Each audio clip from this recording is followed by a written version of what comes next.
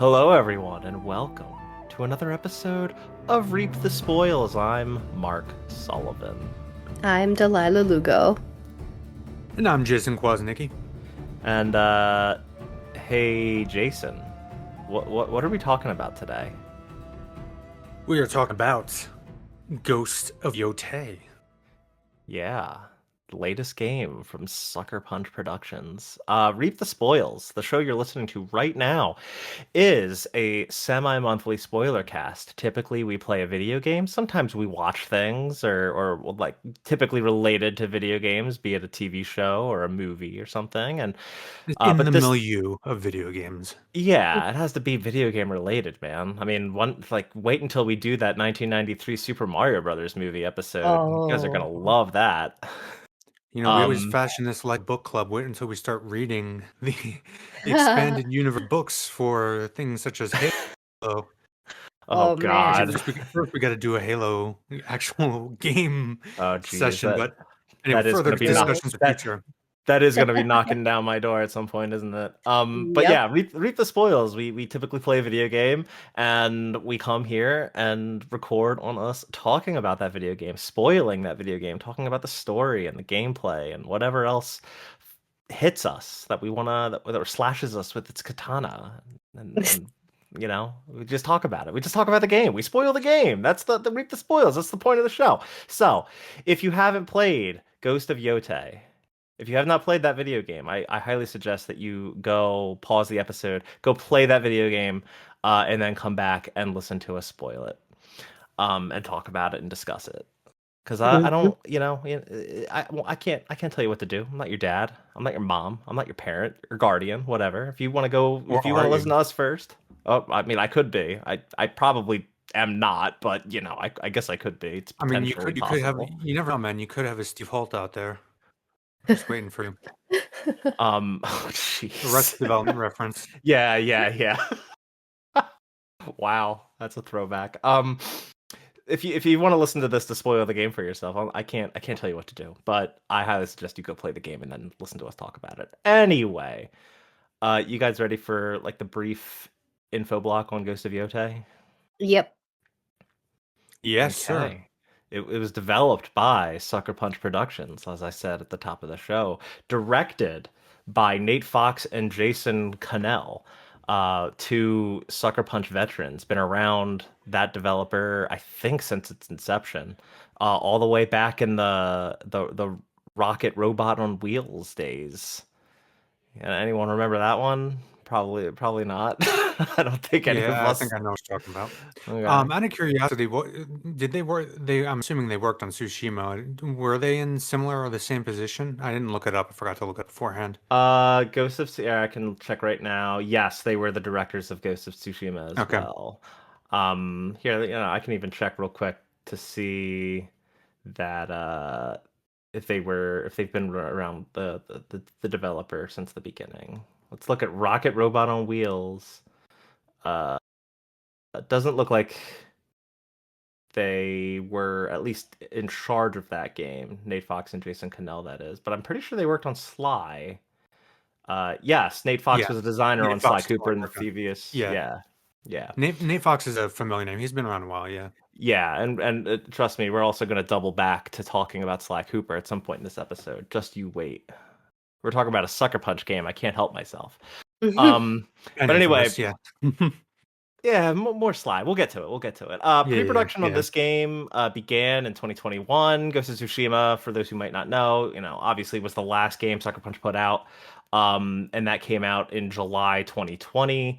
So this game began pre-production the year after, and there's probably a couple reasons for that. Ghost of Tsushima had an ongoing multiplayer mode that Yōtei is also at some point getting this year.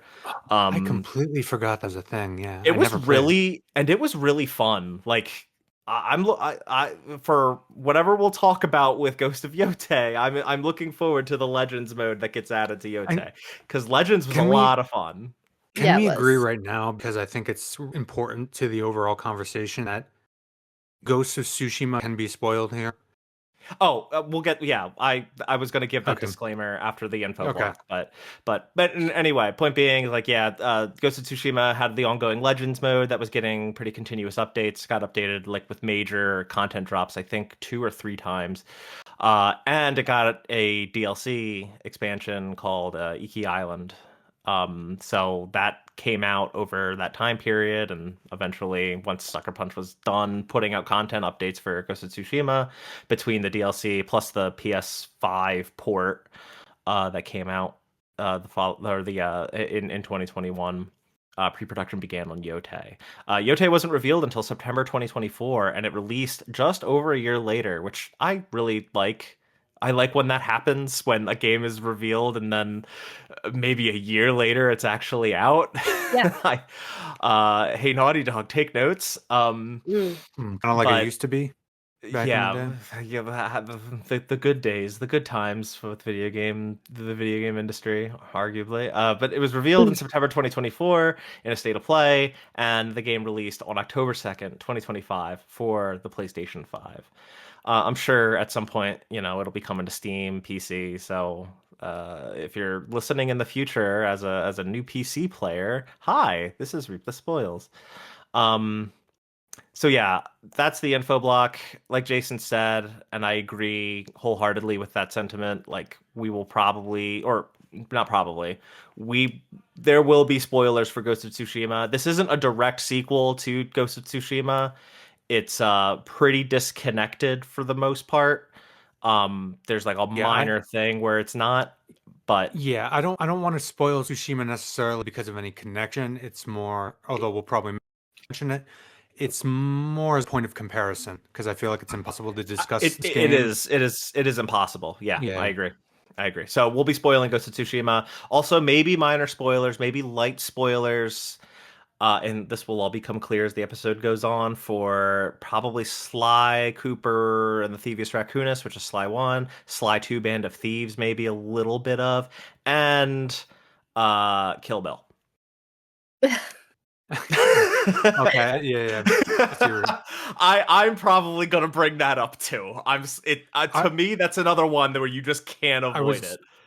I was going to refrain and refrain from spoiling any Kurosawa films or classic samurai I films as think well. I think you But can avoid Kurosawa and like even maybe like Lady Snowblood, but like Kill Bill, I'm sorry, I gotta bring some stuff up. So yeah, if you Kill don't want Bill to Kill hear Bill any, is in the popular culture so much that it's probably not. It's probably best to well, keep it contained to yeah. that. Yeah. Yeah, Like those. my constant use of Star Wars. Yeah. So if you're sensitive to any of those spoilers, or you haven't played Ghost of Yota yet, and you want to avoid us spoiling it, again, this is your final warning. Pause the episode, go play the game, go play all the other games that I mentioned or that we mentioned, and also go and watch Kill Bill. Really, just do that if you haven't done that before. Just Yeah, Yeah. go do do it. it. Honestly, But, I mean, but and as a biased Tarantino aficionado, and Kill Bill being my favorite, yeah. did you go see the whole bloody affair in theaters?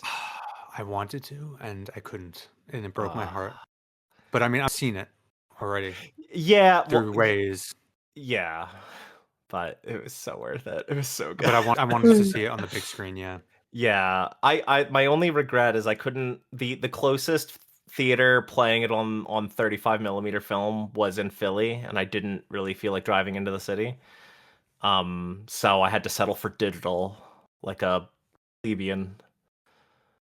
Woe is me. Anyway, Yeah, we sound like uh, such Luddites. Let's get into Ghost of Yotei. okay, so Ghost of Yotei. I like to at this point in this show's history, I like to just open with what'd you guys think? Broad strokes. What'd you think of Ghost of Yotei? I'll let Delilah I go like first. I I feel like thought you always do that. yeah, you want to go first this time? Switch it up. No, it's actually, surprisingly, I had expected to really hate this game, but my final verdict on it is much more nuanced. That's reassuring because you had me And really it can, worried about I this was well, too. episode. well, I didn't it expect can it. be How exciting. it can be summarized in one word, which is disappointing. Um, Okay. and that's why I specifically brought up the comparison to Tsushima, Because put simply, please go back and listen to our episode on that one first. I would say before listening to this, just to see how much I fucking loved Ghost of Tsushima and how much love I poured into that episode and how much it should have won Game of the Year over The Last of Us Part 2. Because it damn. is an exponentially better game than The Last of Us Part 2. But Ghost of Tsushima was a game that was a coherent vision with a thematic element that was explored not just through the story, but also through gameplay, through aesthetic, through every avenue that goes into a video game project. And Ghost of Yōtei is the exact opposite, where it lacked any vision and felt like a jumbled mess. There's a lot of good in that mess, a lot of good things that I liked, and things that I very much didn't like. But that's kind of how I felt about this game as a whole. It stands very much in stark contrast to Tsushima in that regard. And we'll delve into each of the different aspects of that.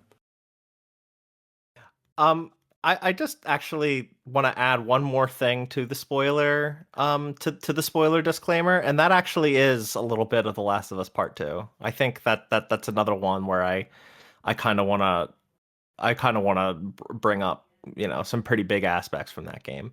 So, if you haven't played that by now, I guess go do it. Or if you haven't played that by now, but you're listening to this, I have a feeling you're never gonna play that game. So whatever you do what you're gonna do. We might spoil The Last of Us Part 2 a bit. So, Delilah, go ahead with your broad stroke feelings on this game. I thought that the Ghost of Yōtei was better than Ghost of Tsushima in every single way except the things that mattered, which for me Oh, was the story.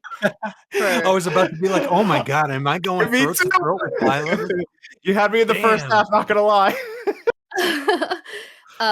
Because like the combat I think is better, the way that it structures its side quests and moves you through the world I think is a lot more seamless. Graphically, obviously it's better, but that's just because of time. Um, and the only thing that I think wasn't very good was the story, and the side quests didn't have as much going for it as it did in Tsushima for the reasons that Jason said already. Just how it told its story through gameplay, and it gave the player a lot of choice when it comes to like the moral code. And I thought that that ending specifically added a lot Oh more yeah. to conversation that I think people that are still playing this game, Ghost of Tsushima, are having conversations about what was the right ending or like what did you choose. And I remember that just being a really fruitful conversation that we had on the podcast, and I don't think we're going to be having anything like that here. So yeah, Yeah, I liked it, that was but such a yeah. satisfying ending, yeah. And that's a big thing that I want to talk about too. If you want, we can open with the ending. If you guys want, I don't really have a preference, one way or the other. But Me either. Yeah, I mean, so I see how you outlined it, and it's kind of hard. Like, just all right, continue. Sorry, you can well, cut that out. I outlined it. So like, a little inside baseball here. Like I outlined it just to give like the broad strokes of like the big story beats in each act and even some parts of acts, because I just wanted to make sure we have all the big beats in front of us, right? And we could just talk a little bit about the ending right up front, and before we delve into the characters, the Yeah. players at hand with this ending. Actually, maybe it is best to start with the ending, just because what I was going to say well, was that you don't. It's different because you can choose the way the game is so structured. but it's funny. So like the thing that I guess I want to bring up with, just because Delilah just brought up like the ending of that game and how we had a big conversation about it. Like you guys both were talking about how we had a big conversation about the ending of Tsushima, where you're presented with a choice. And this game didn't have that, and I thought it was setting it up. I really thought this game was setting up a choice, and I thought it was going to be a difficult choice. In the opening of Act 2, I think, where you like Act 1 is kind of split into two major tenets, right? You have the going to the Ishikari Plains to fight the Oni, and going to I forget the really cold northern portion of Azo that SEO Ridge. is that Teshio Ridge? Yeah. Where you go after the Kitsune and you meet Oyuki. Yeah, And we'll dive into both of those UK. characters. Huh? No, I played with Japanese voice, so that it's Yuke. It's not Oyuki. I found it funny because when I listened to the English dub, like all the names sounded different. Because I Well, played I almost the mean, entire that's game in weird because Japanese. her name is Yeah, spelled Oyuki, so it would be whatever. they just said Yuke, Yuke. Okay. Anyway, uh and we'll dive into those characters and those parts of Act 1, so I'm sure at some point in this conversation, but the point being that I want to drive to is that I feel like at the beginning of Act 2 where those two storylines converge, right? Jubei and Oyuki meet and it becomes very apparent who Oyuki is to Jubei, and he's kind of reacts the same way that Atsu did. He's not happy about the fact that she's partnered with one of the people responsible for their parents dying. And I thought that was gonna be the choice at the end. You have to choose between Oyuki, the found friend who at the end of the day did save your life in the past and uh has kind of redeemed herself, and or Jubei, your actual blood brother that wants to finish the job and taking revenge on the Yōtei 6. That didn't happen. Like I bring this up because I really thought the game was setting that up. I don't know if you guys felt that way at the beginning of Act 2, but I really thought that was going to be the ending. It's almost a case where I thought it was really obvious. I thought it was really foreshadowed and it just didn't happen. Did you guys get the same impression or? Not exactly the way Okay. you did, but I definitely thought that they were gonna go a different direction with the ending where it would be more of a choice. And not necessarily between the brother and Oyuki, but perhaps like something involving Lord Saito and finding out why, like his motivations and maybe making a decision whether to kill him or not to kill him or something along those lines. Yeah, like I thought it would be you would be pulled between actually getting your vengeance or letting him escape so that you could save somebody else.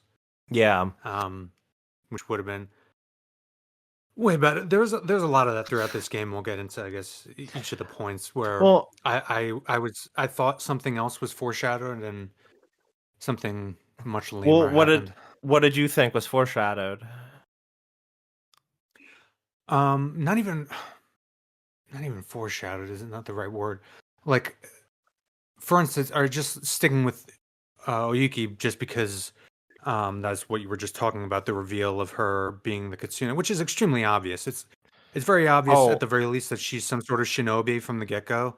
Um, see, so I it's not even really a reveal. I thought that was I disagree on that. I thought that was a really good reveal, and out of curiosity, No, no, no. did No. I'm not saying the reveal is wrong. I'm just saying it's obvious. It's well foreshadowed because she's showing you all the ways that she uses to overhear people in the rooms and all these other techniques, and she has obvious knowledge that just a simple musician slash bartender or waitress shouldn't have. out of curiosity, did which order did you guys do Act 1 in? Did you do Oni then Kitsune, or did you do the opposite? Oni first. I Jason, actually what went about? back and forth.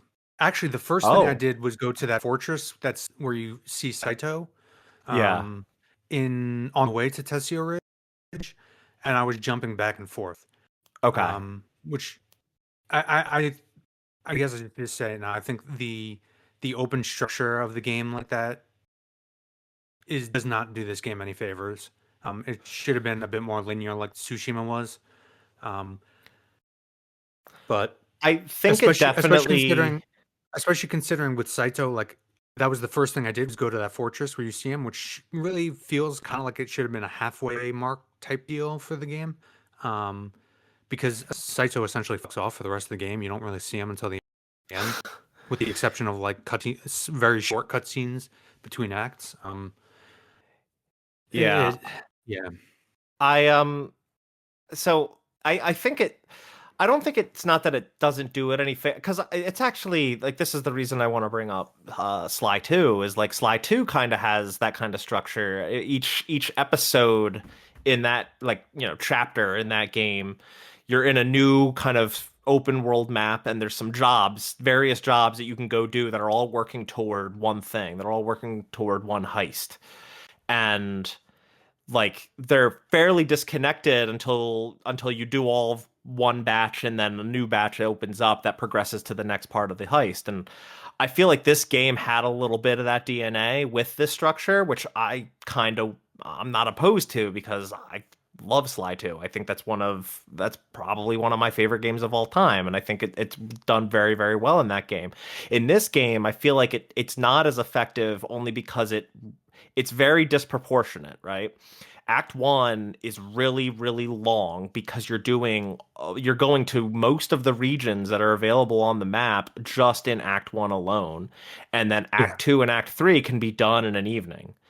It just kind of made the game very top heavy in that you're doing a lot of story progression, you're doing a lot of things all at the beginning of the game, and you can kind of do them in any order, and then the entire second half of the game kind of loses that.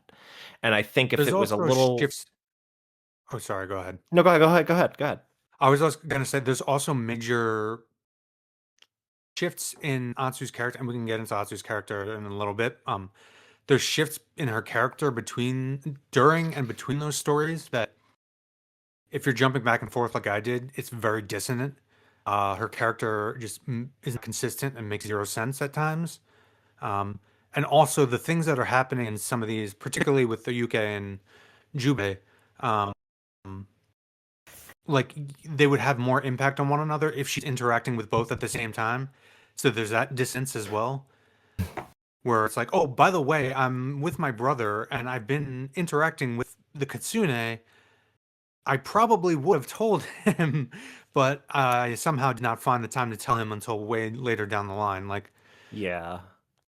I mean, I'd say most people probably aren't playing the game that way, but you're not wrong in that it's definitely like a jarring thing, if you are jumping back and forth, if you are doing both in parallel, for her to not for dialogue to not come up of like, hey, my brother's also still alive, or hey, by the way, the Kitsune, she saved me and she's actually kind of cool to right. Jubei. It's like, yeah, that stuff doesn't come up until you're done with both of those parts and you're moving into Act 2 where they meet by certain or Or by like you happenstance. have a, or like, for example, one thing I did a second of Act One where Jubei like convinces Atsu to kind of calm down a bit and stop being so vengeance oriented, and she kind of, calms down, and they decide on a much more appropriate course of action.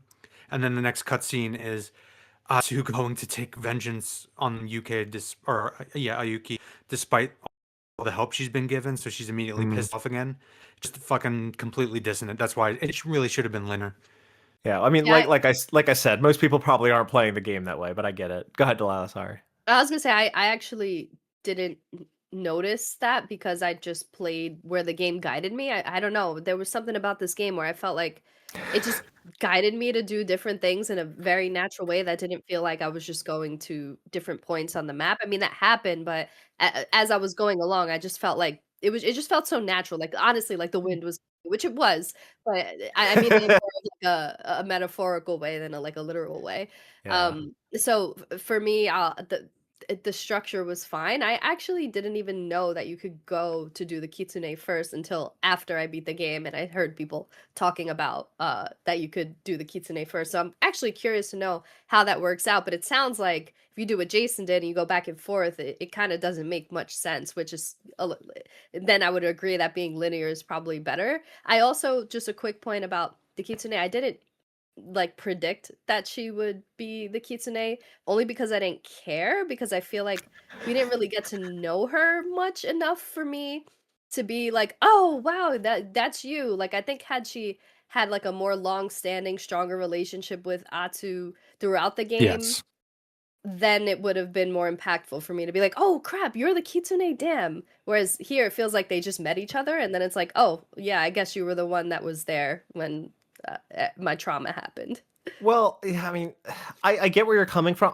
But I actually really did like that. All right, so, coming from my perspective, like I did, like Delilah, you and I both did Oni first.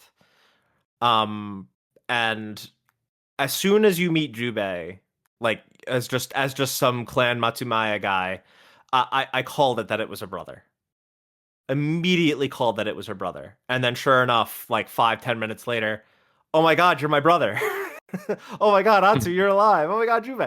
Like I'm like, oh okay. And then that was kind of the start of me just thinking like, oh God, is this game gonna be this predictable the entire time? Is this why people don't like the story very much? No, well, And no. That like the foreshadowing you're referencing there with Jubei and with Oyuki is perfectly fine. And I actually think that's well, good because it it's it setting up the basis of the story. Yeah. hold on because like this is where I'm getting this is the point that I'm getting to with Oyuki where I actually when you get the first cutscene of Oyuki where you're in the sake house and she's playing her shamisen and there's like flashbacks of Atsu's mom, I was immediately like, don't tell me they're gonna contrive some way that the mother survived too. Like I thought they were going in a direction where like her entire family Oh, I somehow see. fucking survived. And it didn't become immediately apparent like to I guess the player that it was her mother. So I was like, okay, so it's probably not her mother because I feel like Atsu would know that it was her mother right away. It was just the framing of that cutscene that made me roll my eyes a little bit. And then as the chapter or the story beats went on and it was revealed like that she was the original Kitsune. I don't know. I thought that reveal was very good, and Oyuki kind of became my favored character, like in terms of the side or the supporting cast. I just thought her story was a little more interesting than just Jubei survived and joined the military. Um, Yeah. so I think of the main cast, like the core cast, meaning the brother, Oyuki, and I guess the niece. Definitely, Oyuki was the most interesting and like I thought least predictable. But my favorite character was actually Mad Goro, who was just like the well, star. he's the best character. He's the best character in the entire game. That's right. What is it about Japanese dudes named Goro and just being fucking crazy? Yeah, They should have just given Mad Goro an eye patch and called it a day. yeah, exactly.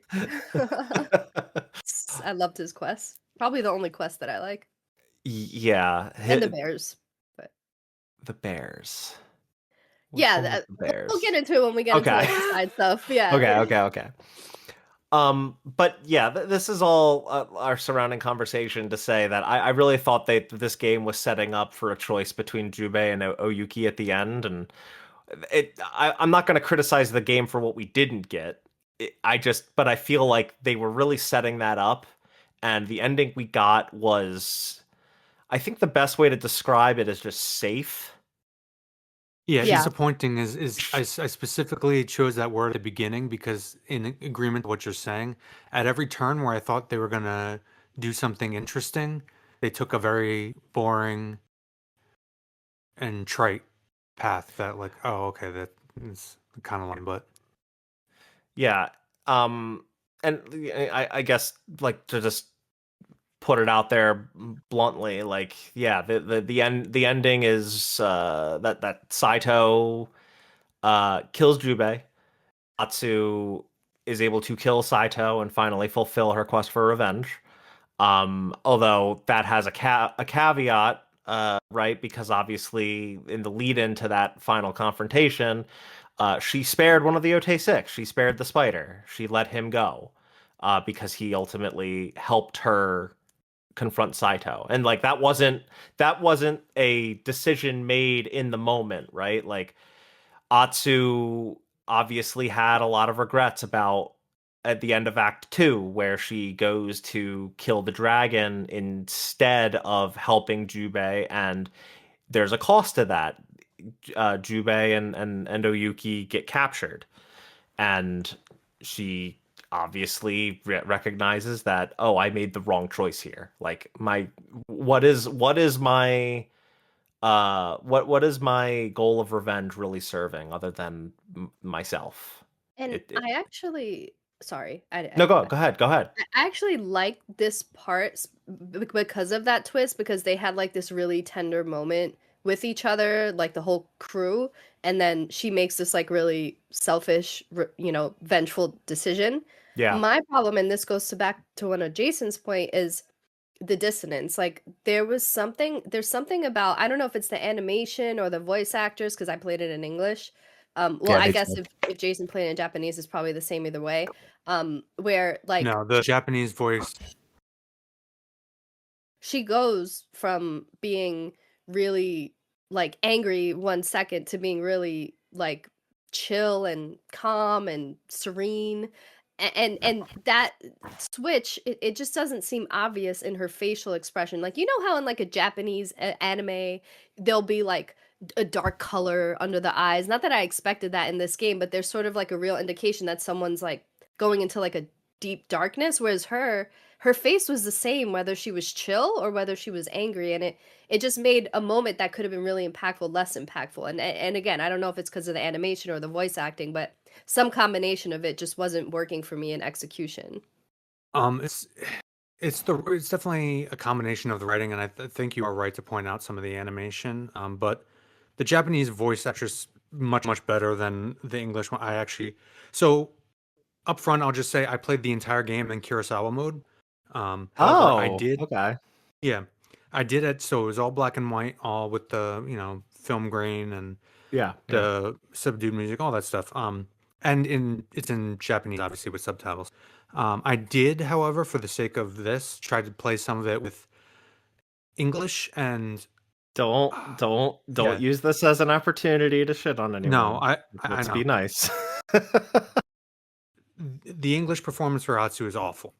It's unbearable. It's piercing of the ears. I had to go back to Japanese much I sooner than I anticipated. I didn't think it was bad. I thought it was fine. I don't think there was anything wrong with Atsu with Erika Ishii's performance of Atsu.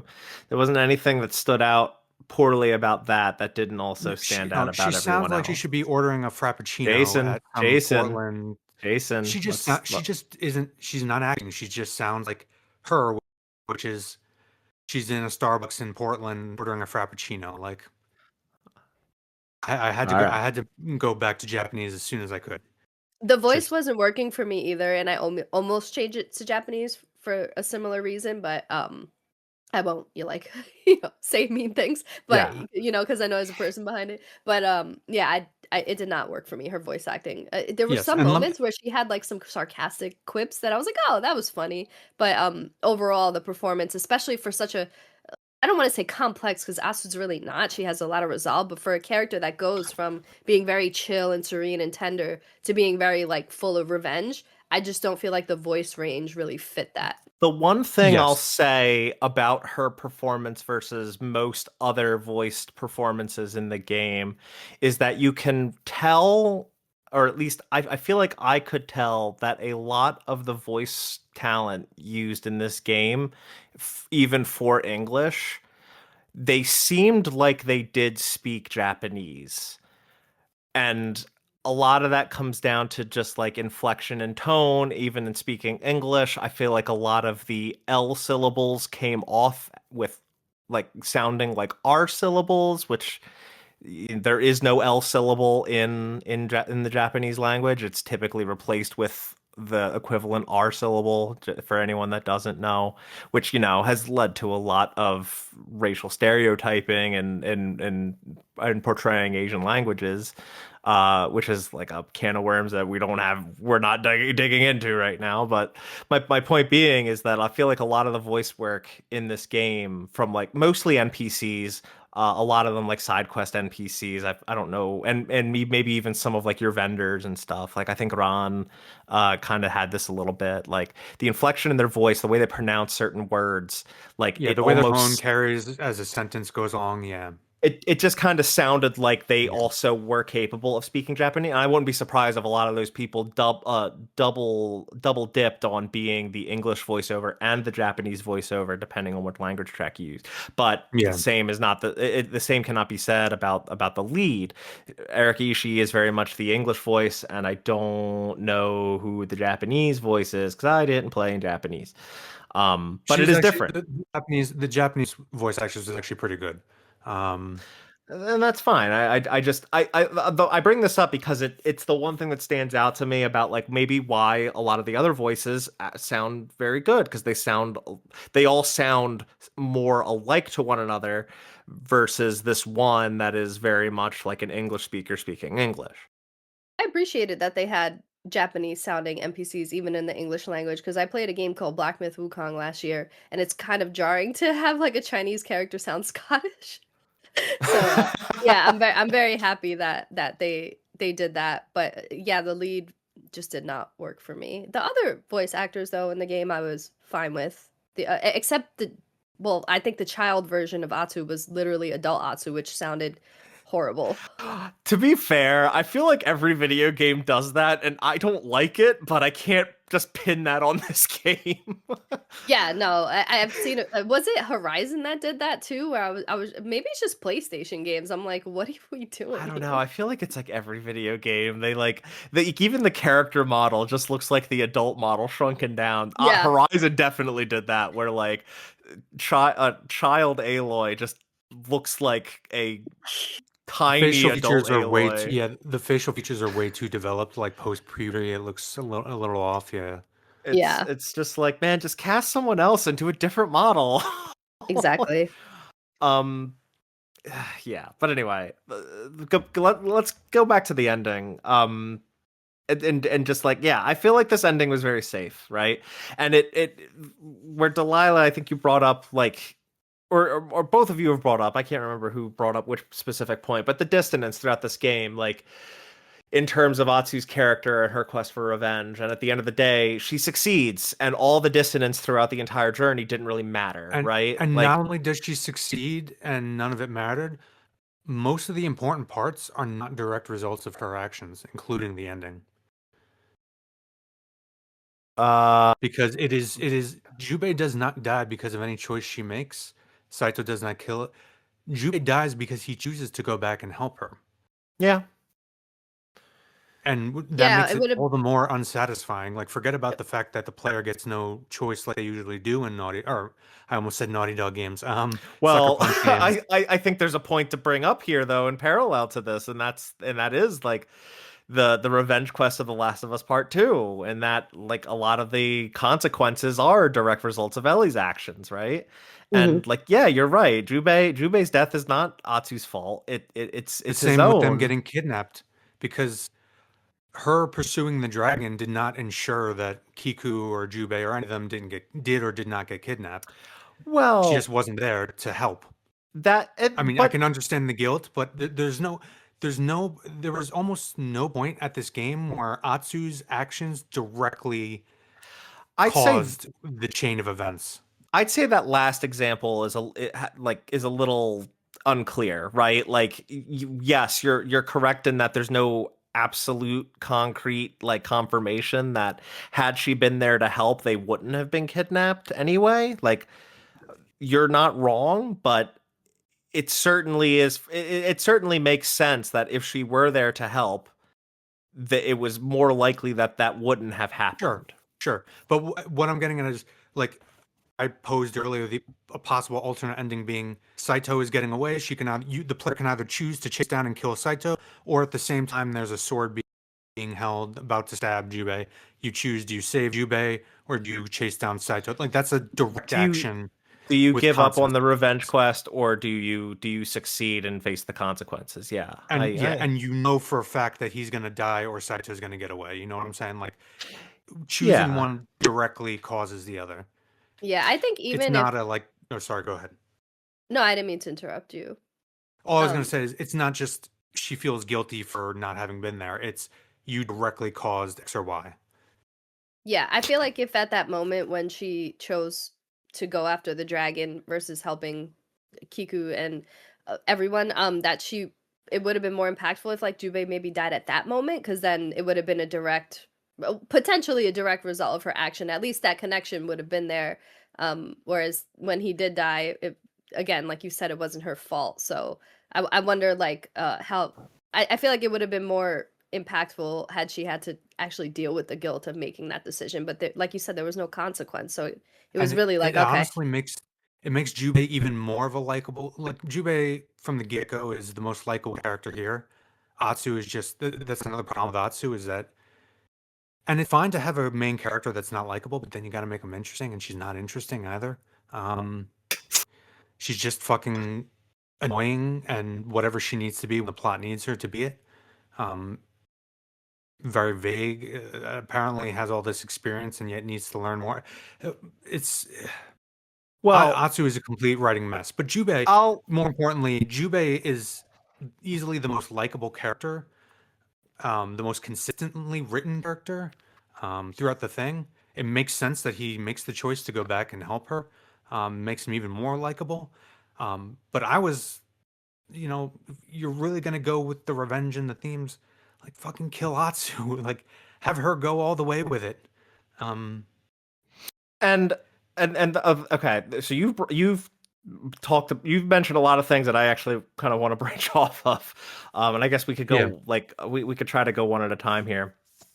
Um, we'll go off that. We'll go off that last one where yeah, I kind of forgot how this game opened, so I actually rewatched the opening before we started recording this, and I kind of forgot that in her fight with the snake, which is like the tutorial, like you learn how to you learn how to do combat, and then you learn how to fight a boss, and in like a duel scenario, and in that fight, like he stabs her when she's killing him, and yes. she recovers, and that's how she gets this moniker of the Onryo, which is a vengeful spirit, right?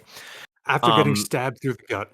Yes. yeah, which is like, I don't care about the fact about the believability of that, right? Like this is a story, this is fiction. Like I'm fine with suspending my disbelief of whether or not someone could survive that for the sake of the story of this being a very revenge-driven plot. My Sure. problem is that that happens at the beginning of the game, and there's nothing really on that level, at least not that I can recall, where she is constantly like in these near death, or in most cases like deathly Yes. scenarios, that would keep this Onryo thing going, other than people calling her the Onryo. And all that kind of takes away from it, right? That kind of takes away from her status, that kind of takes away from the narrative. If the story opens up with her living for revenge, then there needs to be more situations where that's happening throughout the story, Yeah. and there Surviving the most isn't deadly really. wound that you can get at this time period. Yes. And Yeah, doing it like on her own. Just as a point of, and I completely agree with that, and want to just, because I wanted to bring up this comparison with the way Tsushima opens, because it's kind of a similarity there. Because here you have her essentially survive what should be in that at that time period guaranteed death. And she yeah. just walks it off completely on her own.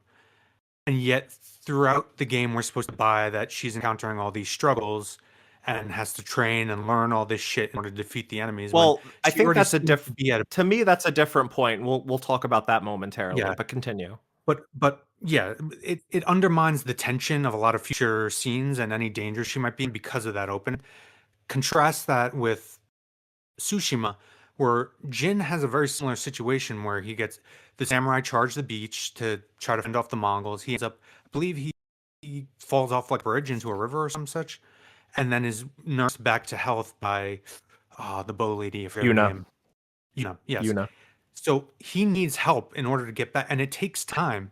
So like, he has to recover naturally from a wound that he sustained, and it's like believable that he just barely survived and has to learn from that and become more powerful throughout the game. It's a more natural progression of the character Well, in every way, both gameplay, story wise, and character wise, as opposed to this, where like she's a heightened badass in the beginning, and yet we're supposed to believe all this other stuff is a threat to her as the game goes on. I do want to say that it is different, right? Like, first of all, I do think that the opening of the game felt a bit truncated, right? Like it felt almost rushed. She kills the snake, she Yes. recovers from that, and then she's riding her horse back to whatever the grasslands or whatever where she grew up, Yōtei grasslands, I think. that didn't really feel like it had the same grandiose, the same exposition that Ghost of Tsushima had, and it kind of I feel like the intro to Yōtei fell a little bit flat for me because it just felt like it went by so quickly. You Tsushima know what it built felt like itself up and like built to up use to a you brought big like sweeping moment. Go ahead. I was just gonna say to use you brought up Kill Bill. It should have been like Kill Bill, where that opening was in the future and then flashback to far earlier. Hey, that I mean that would have been, that would have been pretty cool. I don't or at the very least just more like grandiose setup to that big like sweeping like music sweeping in with the credits popping up on screen as you're playing, as you're riding the horse. I mean, the both games opened the same way with or similar ways. It's just like Yotei felt a little more truncated in that regard, and I felt like it didn't really earn it as a result. Yeah, I Um agree with you guys. I liked the way Yote started with, that first boss fight and I did too. To be clear, I did like the snake being like killed right at the beginning, but yeah. I just want to clarify that. Go ahead, Delilah. Sorry. And then I feel like they immediately took away that like excitement and hype by making you do these like force dual sense things like Oh my cooking god, and yes. like painting and Oh stuff my like that. And I'm god. like, all right, I just I murdered this want to guy and kill whoever's idea that was. now I'm like painting. I mean, I guess I get she was putting the names of her targets and stuff like that, but it just took me out of the game. I know it was supposed to be immersive, but for me, it took me out. I wish that Well, that to there be were clear, she did more. that before fighting the snake. That was like the Oh, first thing you did. so then when do we do something after we fight the snake that was very immersion breaking? It's one of those slow moments where you're either painting or cooking. I think, right after you fight the snake and after that cutscene, like you ride your horse into the Yotei grasslands, and the first thing you do is you go home, and that's like pretty slow. They You make you do might the even, song thing. Yeah, the flat you do the yeah, memories with the songs and whatnot. Yeah. yeah. That maybe that's what you're thinking I'm of. sorry. I'm I not sure. I No, could no, have you're okay. You're in my okay. No, mind I could yeah. have sworn that they made us paint right after that fight. Oh no, they do. But You do paint in that same sequence where you play music with your mother. You do paint in one of the memories. Yeah, so You that do. would be like pretty Yeah, close after fighting the snake. It's just like writing the names on the sash. At least from the video I watched, it happened before she went to confront the snake, because after she kills the snake is when she crosses his name off, yeah. okay. with his blood. Well, anyway, all those parts sucked. I was glad that they let us skip it because I just if you want to like get really like into the samurai fantasy, I get it, and I kind of got into it when it came to Red Dead Redemption 2 with like getting into like the cowboy fantasy, but I feel like the activities in that game worked better for me than the dual sense activities here. I feel like they only added it because it was successful in The Last of Us with the guitar. But anyway, again, that I thought that opening was strong, and then it wound up like just wavering off to just being like bleh. Like, what are we doing here? Like, I don't want to Yeah. cook. I don't want to like do all these like stupid things. I felt like they should have kept the momentum going a little bit more and then brought us down a little bit. It was just too like quick. And also, I wish that they had more moments like that in the game. To go back to Mark's point a while ago at this point is they didn't have anything to show like her as the Onryo, except people calling her the Onryo. So I just wanted to say I 100% agree with that point that you made earlier. Thank you. I want to go back to another point of Jason's where just to counter it a little bit, like it is different. Like Gene Sakai's progression, like narrative progression throughout Ghost of Tsushima, where he was becoming the Ghost of Tsushima, right? He was an honorable samurai. Samurai Yes. are directly confrontational. They don't use shady tactics. They don't use stealthy tactics. Yes. And he had to, but he had a choice, right? He could either live and die as a samurai, or he could take on this moniker, take on and do these things that were dishonorable to a samurai, but would ensure that they would win against the Mongols, and that's ultimately what that game is about. In this game, it's And it's that is tied different. to the Yeah, and that's tied to the gameplay. It's tied to, it's not just his character, it's tied to the thematic elements that the story is exploring of what is Right. lawful versus what is moral, what With this is, game, tradition versus new. Yeah, it all ties in yeah. together. Yeah, And and there's and nothing, that's what I'm getting at at the beginning, what I was saying. There's nothing in this game tying that all together, anchoring everything together. sure, sure, and but at the very least, that's pretty obvious up front. Like it's not like it's masquerading as something where you're taking on this identity that has to lead you to doing things that are against your way of life, right? I almost forgot her name. Atsu taking on just like new tools, new weapons, new abilities that will enable her to succeed at her goal. And it's not quite the same as Jean, and to a detriment, I would say, because there's nothing that eventually Jean starts to become known as the Ghost of Tsushima. Like the people Yeah. in on the island start referring to him as that. She's referred to as the Onryo from the beginning. The name of the game, Ghost of Yōtei, almost seems arbitrary just to tie it back to Ghost of Tsushima, or to imply that it's like within the Ghost of series. But like she's never called that except for the bounty posters that eventually say that name on them. I don't think anyone actually calls her or refers to her as the Ghost of Yōtei. It's not a title that she ever comes to earn.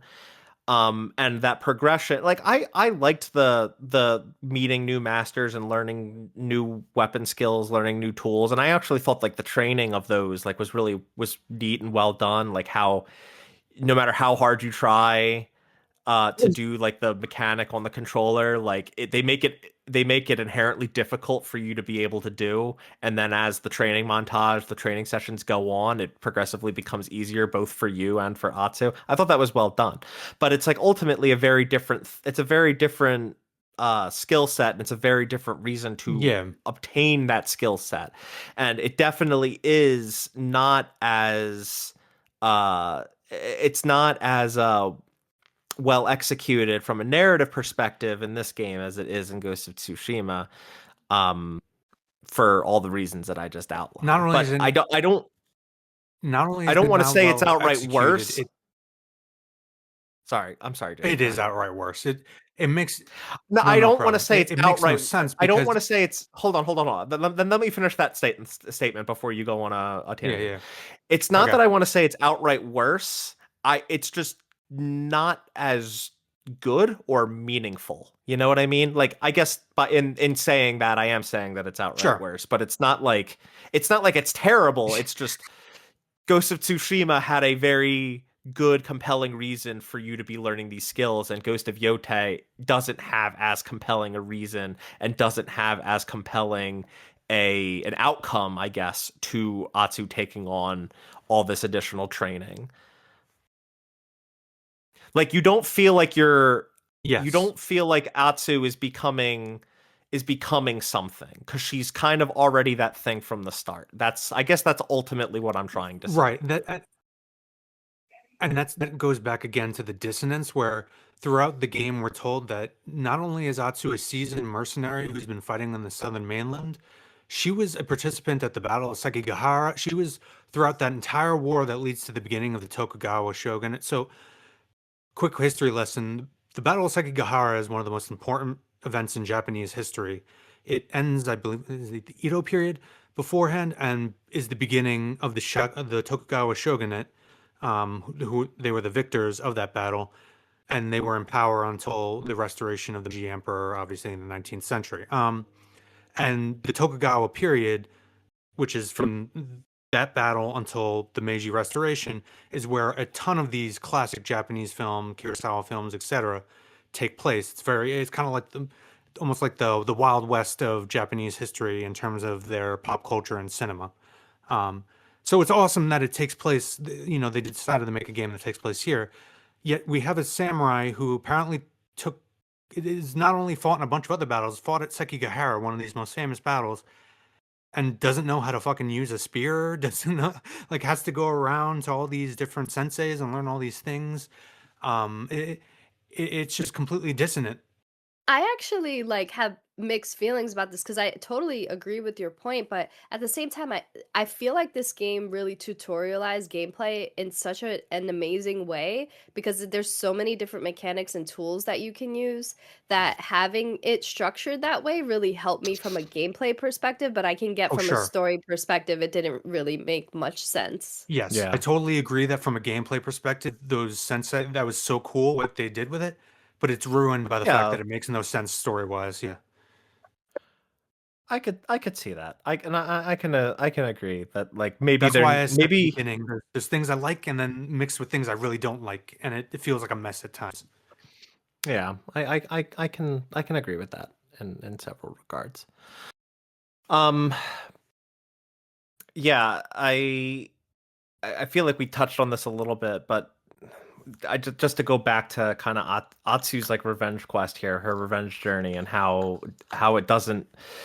I I know I have. All right, I went on about this for a while in our Tsushima episode, and forgive me. Usually, I try to listen to our old episodes on like predecessors before we record these, so I remember like how I felt about that game and that time and whatnot.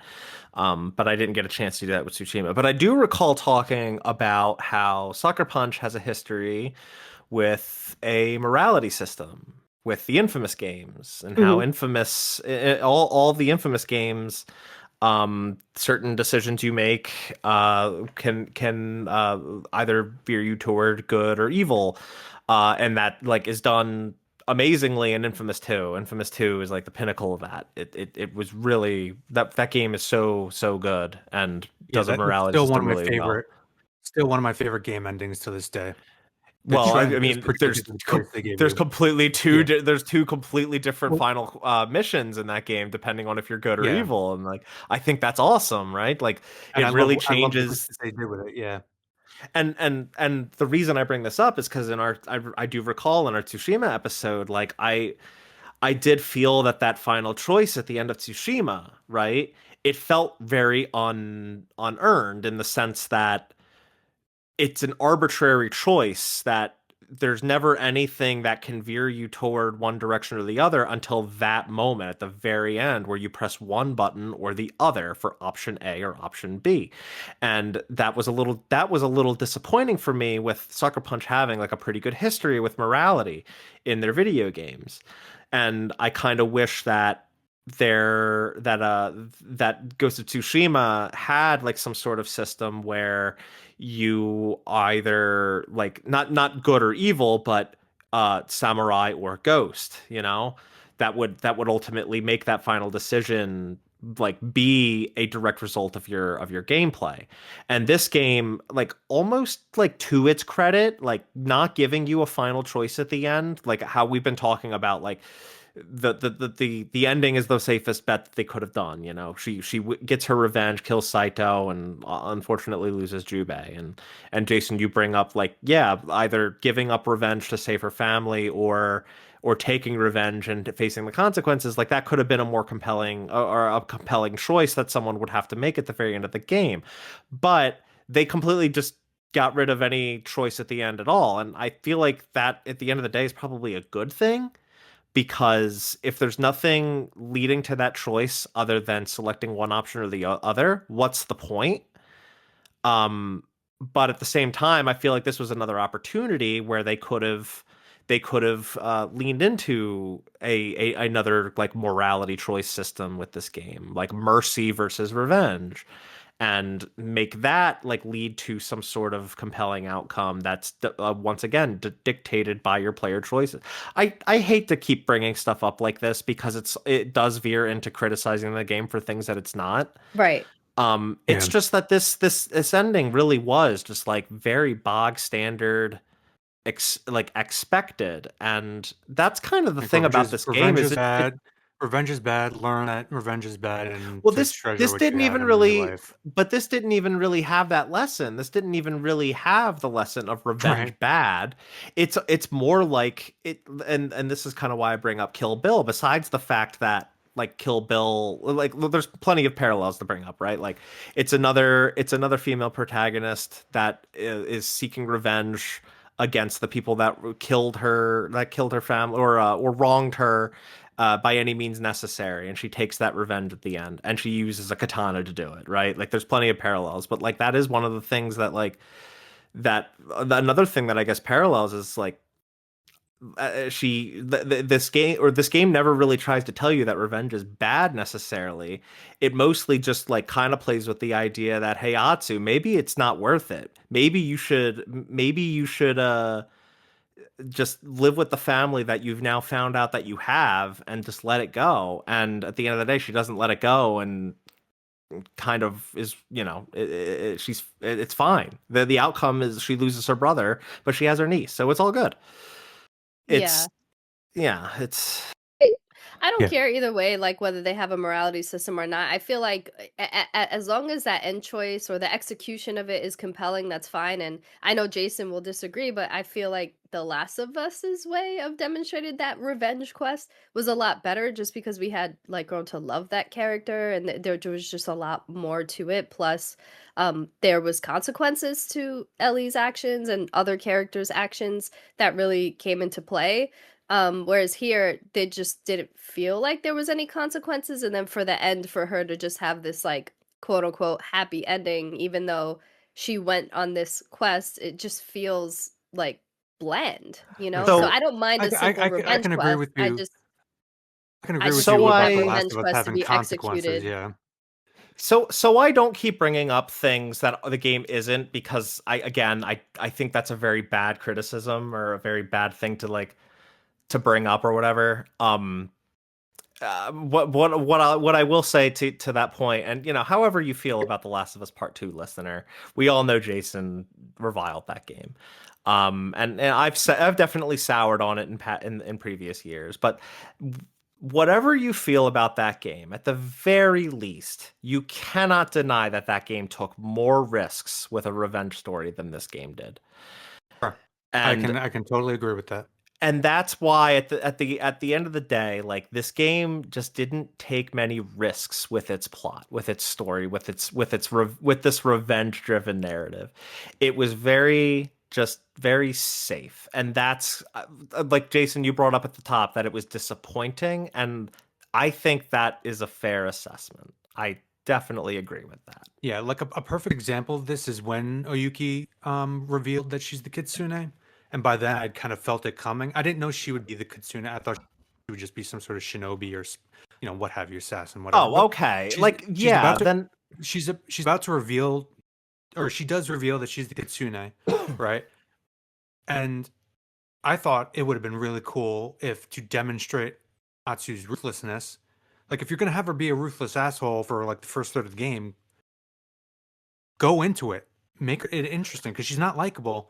She comes off as an asshole, but just make her interesting. Go into it. So I thought it'd been really cool because I was like, oh, she's gonna spare her and she's gonna become part of the party. No, have her fucking kill Oyuki. She can't forgive her, can't let it go. Like that would have been dope. That would have been an Yeah. awesome, unexpected thing, but in line with Atsu's character. I would have like a lot of some of the best revenge stories have the character go all the way with it and end up sacrificing everything to get their revenge. And at times, even if it's not necessarily a bad ending, I'll say without spoiling Robert Eggers' um, The Northman, which is based. I don't consider oh, it spoiler because it's based on a famous Norse saga that Hamlet is based off of. Everybody should fucking know it. But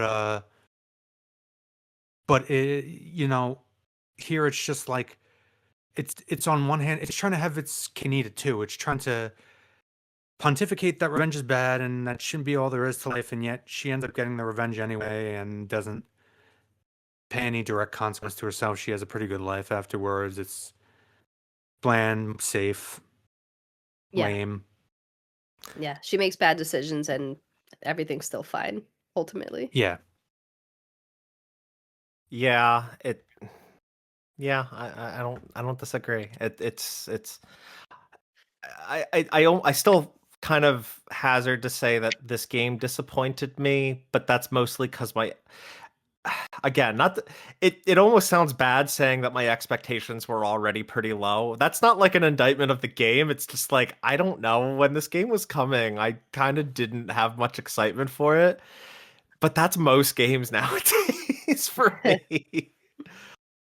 Yeah, no, Um, I was super excited for this game, and as I went through it, I did like a lot about it, mostly gameplay and structure wise. But yeah, it just was bland. It wasn't terrible. It was just very safe, and yeah. like I just ended it like, okay, that was an experience. I'm not gonna remember it the way I remembered Ghost of Tsushima, not even closely. Like I remember everything that happened in Tsushima. In fact, there was a character named Lady Masako in Ghost of Tsushima that had a Yeah. similar Mm. revenge story to Atsu, but that story, which is a sub story, was way better executed than Atsu's entire story, and she was the main character in this game. And to go off of what Mark was saying a bit earlier about how there was no morality system, I don't think you necessarily need a morality system. Even Yeah, again, like I'm even not. even even no no I know you're not, but that's not where Yeah. I'm going with it. What I was just going to say is the conflict between samurai and shinobi was core to the theme of that game in Tsushima. It wouldn't have made sense here anyway, because you are, for all intents and purposes, Atsu is the classic Ronin, wandering Ronin archetype of Japanese cinema. Um, kind of like the famous Kurosawa film Yojimbo, which is what Fistful of Dollars and subsequent Yeah. spaghetti westerns are based on. The Man with No Name. So yeah, the whole shinobi samurai thing wouldn't have made sense, but there was just nothing to fill that void. like like I said, like to be clear, 'cause I don't want to get like lost in what I was talking about there. I don't want it to go completely missing. Like I'm saying that when in our Ghost of Tsushima episode, like there was an ending with a choice and there was nothing to dictate that choice. And instead of correcting that with Yōtei by adding something that would dictate the choice, they just got rid of the choice and said we're not doing that at all. And I feel I like guess I also disagree that the choice was meaningless in Tsushima, but go back and listen to our episode on it's Tsushima. not Yeah. that it was meaningless. It's that there was nothing that dictated the outcome other than you selecting one option or the other. There was nothing that Oh, would I see. I that see. th- Yeah. there was There no was no meter. There's no meter that you build up throughout the game by there doing was deeds. Yeah. there was nothing that was dictated by the player's actions. You could have played that entire game leaning very heavily into the stealth, into the shinobi aspects, into the ghost aspects, and then decided at the very end that you were going to pick the samurai choice.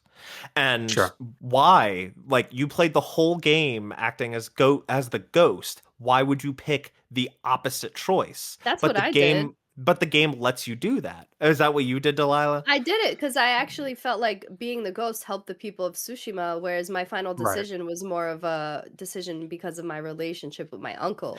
So that's But why I for did Yeah. more, it. If I had been punished to not make that decision because I used ghost tools, then I would have kind of been upset. Yeah, but I guess what I'm yeah, trying to say is that you play this whole game and you make these choices as a player. Whether or not the game views them as choices, they are choices. Your choice to walk into a village and stand off against like the what the Saito people, like whatever his followers as are, opposed to sneaking it, it's a meta as opposed narrative. to It's the sneaking narrative in, like form. Yeah. yeah, it's or it's that famous word, Ludo narrative, right? It's You're right. You're the right. Ludo narrative would be the correct term. yeah. Yeah. And like whether the game views it that way or not, it is a choice. You are choosing to do a direct approach or a stealthy approach. And this game just got rid of any semblance of a choice at the end, and I feel like that was the boring course correction. I think it could Yes. have been more interesting, but again, I don't want to criticize the game for things that it's not, even though I feel like I've done an Yeah. extremely terribly large amount of time in this episode Well, doing so. there's no tension throughout the story in the same way that all your choice in the first game, there was a tension between the tradition of the samurai, your uncle, versus what was needed to actually defeat the Mongols. There was none of that between. I thought they would try to set something up between Well, Clan that's Matsumai and the Saito I outlaws. did too, yeah. Or at the And very least, it's interesting that we haven't even fucking mentioned any of the villains, including, or the main one, including Saito, who when he was introduced, his archetype, which is kind of the misguided Robin Hood, he believes he's freeing himself and his clan from the yoke of the new Tokugawa shogunate by hiding out in Nizo, but has become a villain in and of himself, his own tyrant. Um, but he kind of just fucks off after the beginning of the game, and you don't really see him barely at all until the I end. mean, to be honestly, I don't think that's And necessarily a bad the factions thing. as a whole don't really matter either. Like, Saito not really showing up until the end of the game doesn't really matter so much to me, as long as his I guess power is felt throughout the game, right? Like if the getting more plentiful or more powerful throughout the course of the game, and you're feeling that strength coming from Saito, like that's fine. I mean, you don't see Bill until the end of Kill Bill, or I mean, you see him briefly at the beginning of Volume 2, but like the bride doesn't reach Bill until the very end of Kill Bill Volume 2. And like I wouldn't say that Bill isn't a compelling villain in that movie, in that story. sure. No, sure. But what I'm Yes. really getting at is his perspective. Um, you never hear from Saito's perspective against the new centralized, what he views as tyrannical power of the Tokugawa shogunate. You never hear Hmm. any opposing opinion on it. You never hear why the outlaws are deciding to be outlaws. You don't really hear why the Matsumai are loyal other than their samurai. Like there isn't an exploration of the socio-economic or so whatever Yeah. societal ramifications of, in the same way that there was in Tsushima, which again goes back to what I've been saying again and again the whole time. There's no unifying vision, thematic element, tying it all together, no anchor. It's just kind of, these are people fighting each other. Go fight. You want vengeance? Go fight. Hmm. Yeah, they like slightly mention like some things that Saito experienced, but I thought they were gonna go deeper into that, and I was kind of disappointed because it sounded like there were some things that he did that were pretty understandable, and I just don't feel like they leaned into that enough in terms of like the climate of whatever was Right. going on with the society. And And there it's was just such a more complex time period than Tsushima took place in, because this mm, is right in the aftermath of Sekigahara. The Tokugawa shogunate doesn't have a firm grasp yet, so you have so much politicking and points of view that could have been in there, Can and it's can I just no. posit can I posit a really funny question to you, Jason? Yeah. Would you have liked it more if it went back to the beginning of the game and then you played through like the same amount of time as Saito from his perspective up until his confrontation with Oh Atsu? my God. Honestly, maybe. Honestly, maybe, because Saito, even from what little we had, is an infinitely more interesting character. But that's The Last of Us um, too. but like, yeah, but just yeah, for people who didn't pick up, that was the Last of Us 2 audio reference. But to use another cross media reference, like if you've watched and loved the awesome recent television show Shogun, that takes place right before Battle of Sekigahara. So this is the I time don't. period we're Did talking you about. you It's watch very that? intricate. What?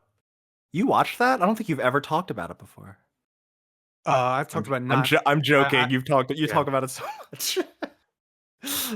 I do, because it's one of the greatest pieces I of know. television. Yeah, but but yes, just for people who might have watched that, just to give an understanding of what this historical time period is.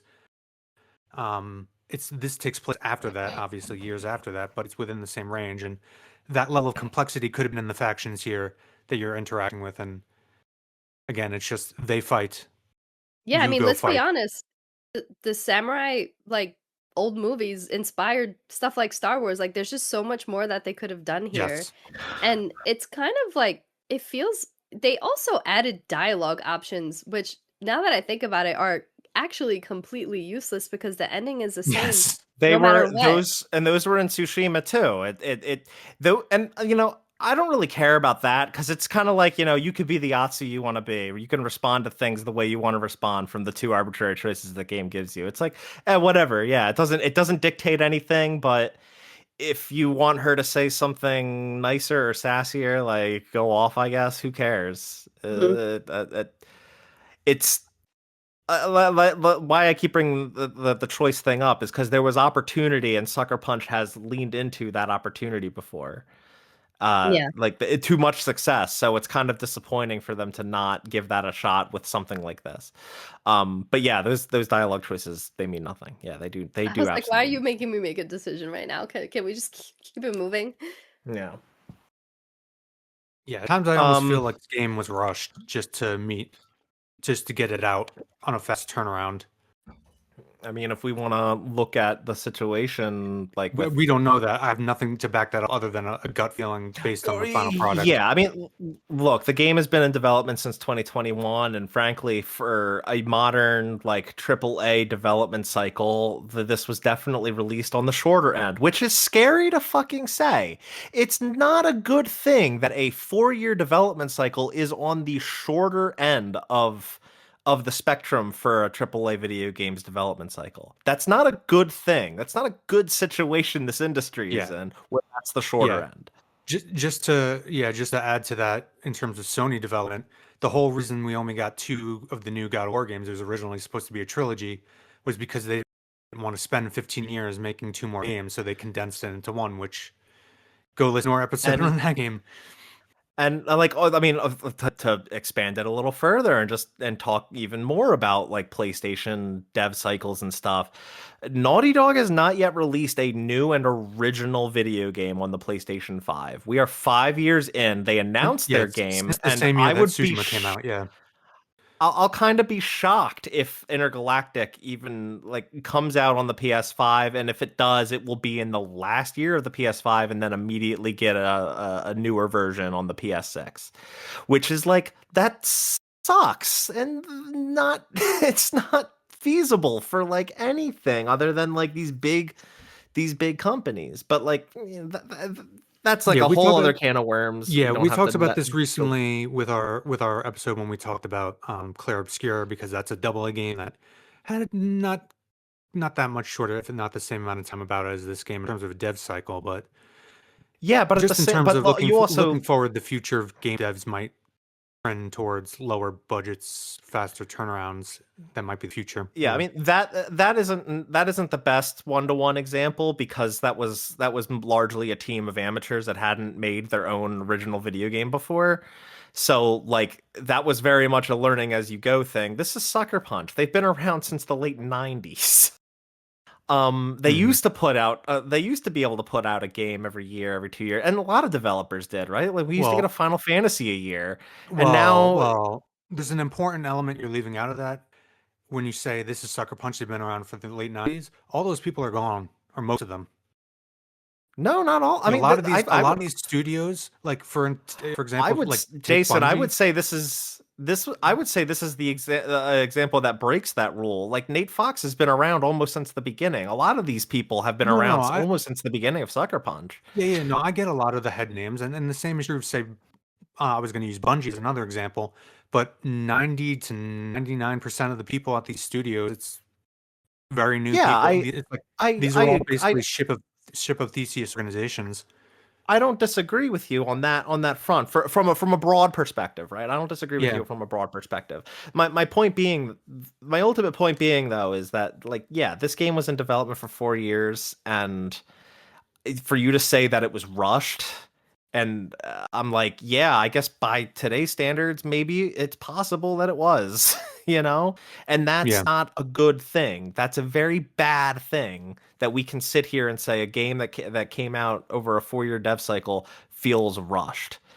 yeah. And I don't know. I I say don't that because necessarily agree that it feels rushed, but the fact that you could say that, and I could say, yeah, I think it's plausible, is not a good sign. no, yeah, And and I just say that that's not a because criticism of Ghost of Yōtei. That's a criticism of the fucking video games industry in yeah, yeah. 2026. And the reason I said that is just because, as I said in the beginning, there are lots of good ideas here, lots of things that should fucking excite me in particular through the roof, and yet everything fell flat, undercooked, underbaked. They poorly executed, not super well thought out or strung together. As I said in the Honestly, beginning, disappointing, it just just kind of a mess. it just feels like they made this game because they were told to make this game because Ghost of Tsushima was so successful. That's honestly how it Yes. feels, 'cause it just doesn't feel like there I was much mean, heart put the into it. the thing that And I if you were just gonna do a sequel, question, do a sequel to something that really worked and could have been explored further. I mean, here's the thing: is like I actually like that this. I like that this was not like Ghost of Tsushima 2 or a continuation of Jin Sakai's story, to be more specific. Like I like that this is that if they do another game, I would expect it to be another time period, another main character, and like only connected by, I guess, setting and feeling and whatever. Like I like that it's more of an anthology series because I don't love being sequelized to death. And this doesn't necessarily feel like a sequel to me because while it feels very much the same, it is a different story. The thing I question most is why this revenge plot? Why a revenge plot that takes zero risk, that Because takes they were rushed. zero chances? If I had to speculate on an answer, because they were rushed, so they pulled from obvious, very popular examples in media like Kill Bill, which And one of the like reasons that of that beginning being a flash forward comes to mind is because I have a feeling might be the exact thought process they looked at the beginning of Kill Bill and we're like, all right, let's just do that. Fucking her crossing off one of the names right from the get go because it works in Kill Bill. Um, I think I do think it worked to some effect here too. I definitely think that opening with killing one of the Yōtei six right off the bat, it gives you an immediate feeling of satisfaction, like you know what you're working toward right away. sure. It's just the fact that why, like I don't. There's obviously a lot of baggage with The Last of Us Part Two, and I don't really want to open that can of shit. It's just I don't. I already don't like how homogenized a lot of Sony first party games are starting to feel. And then when they Yep. start doing similar plot themes, I'm like, it's just getting worse. And like, I've already said, like, I think The Last of Us Part 2 took way more risks. And like, that's something you can definitely attribute to that game. Whether or not you loved the risks that it took, that's a different story. But with this game, it's just, most people would tell you the thing that disappointed them about it, or if they were disappointed with it, it was the story. And it's because it's because it's bland. It's just kind of plain. It Yeah. doesn't really do anything risky. It doesn't really do much interesting with that story. And at the end of the day, I kind of expect more from Sucker Punch in that regard because they've done a lot of really good things in that department. Yeah. I kind of wish they would have just left it at Ghost of Tsushima and not made anything else Yes, Ghost and just I stop That's agree. there. fine. I That's totally agree. If fine. I had to choose between that and this, I'd choose that. Yeah. And like, I mean, Sucker Punches, they made one of my favorite video game franchises of all time. They did another one that was like, and like they're really good at paying homage to things, right? Like Sly Cooper was very good at like paying homage. Really, Sly Cooper and Infamous were both very good at paying homage to comic books and Hmm. comic book stories, comic book heroes, or villains for that matter, and in very different tones, but and very different types of games, even though they were good at paying homage to that. Obviously, Ghost of Tsushima and Yōtei are like very good at paying homage to samurai cinema. It's just one thing about all those previous plots that I just found to be more effective was taking more risks, having more surprises. The only thing I really found surprising in this game was that Oyuki was the original Kitsune. That's the only thing that really surprised me. Mhm. Everything else felt very predictable, and it is disappointing. I gotta agree with that. Yeah. I think like had they had quirky bosses that were like I think of like Metal Gear, right? Like just very strange and Personalities, Japanese and yeah. personality, then I would have been like, okay, you know what? At least we had that to work with here. I But the think they tried. I do think they tried, but not enough to do that. It's like I feel like the one that had the most wacky personality was the snake, and that's the first one you kill. yeah, Yes. But it's like, yeah, yeah. So Oni, big strong guy wants to kill. Dragon. I honestly can't even remember them. It was Dragon, Spider, they were the brothers, right? They're just guys that want to kill. Who was the I other mean, one? they're just Fucking- they're Oh, yeah, I don't even remember what the fucking motive was of the new Kitsune. I think he was the student or something. I don't know, of the old one. he was a student of Oyuki and kind of betrayed her in siding with Saito when when she let Atsu go. I found like one of Um, the side quests, like the Undying. I did a Undying Samurai side quest, and I got that armor. I found that character to be far more memorable than any of the main fucking villains, which is honestly, a real fucking I indictment of this story. I think a place where this game really did shine were some of its side stories, especially like the myths, the myth ones that would like usually get you like a new armor set. Um, who was the storyteller? What was that Ugetsu?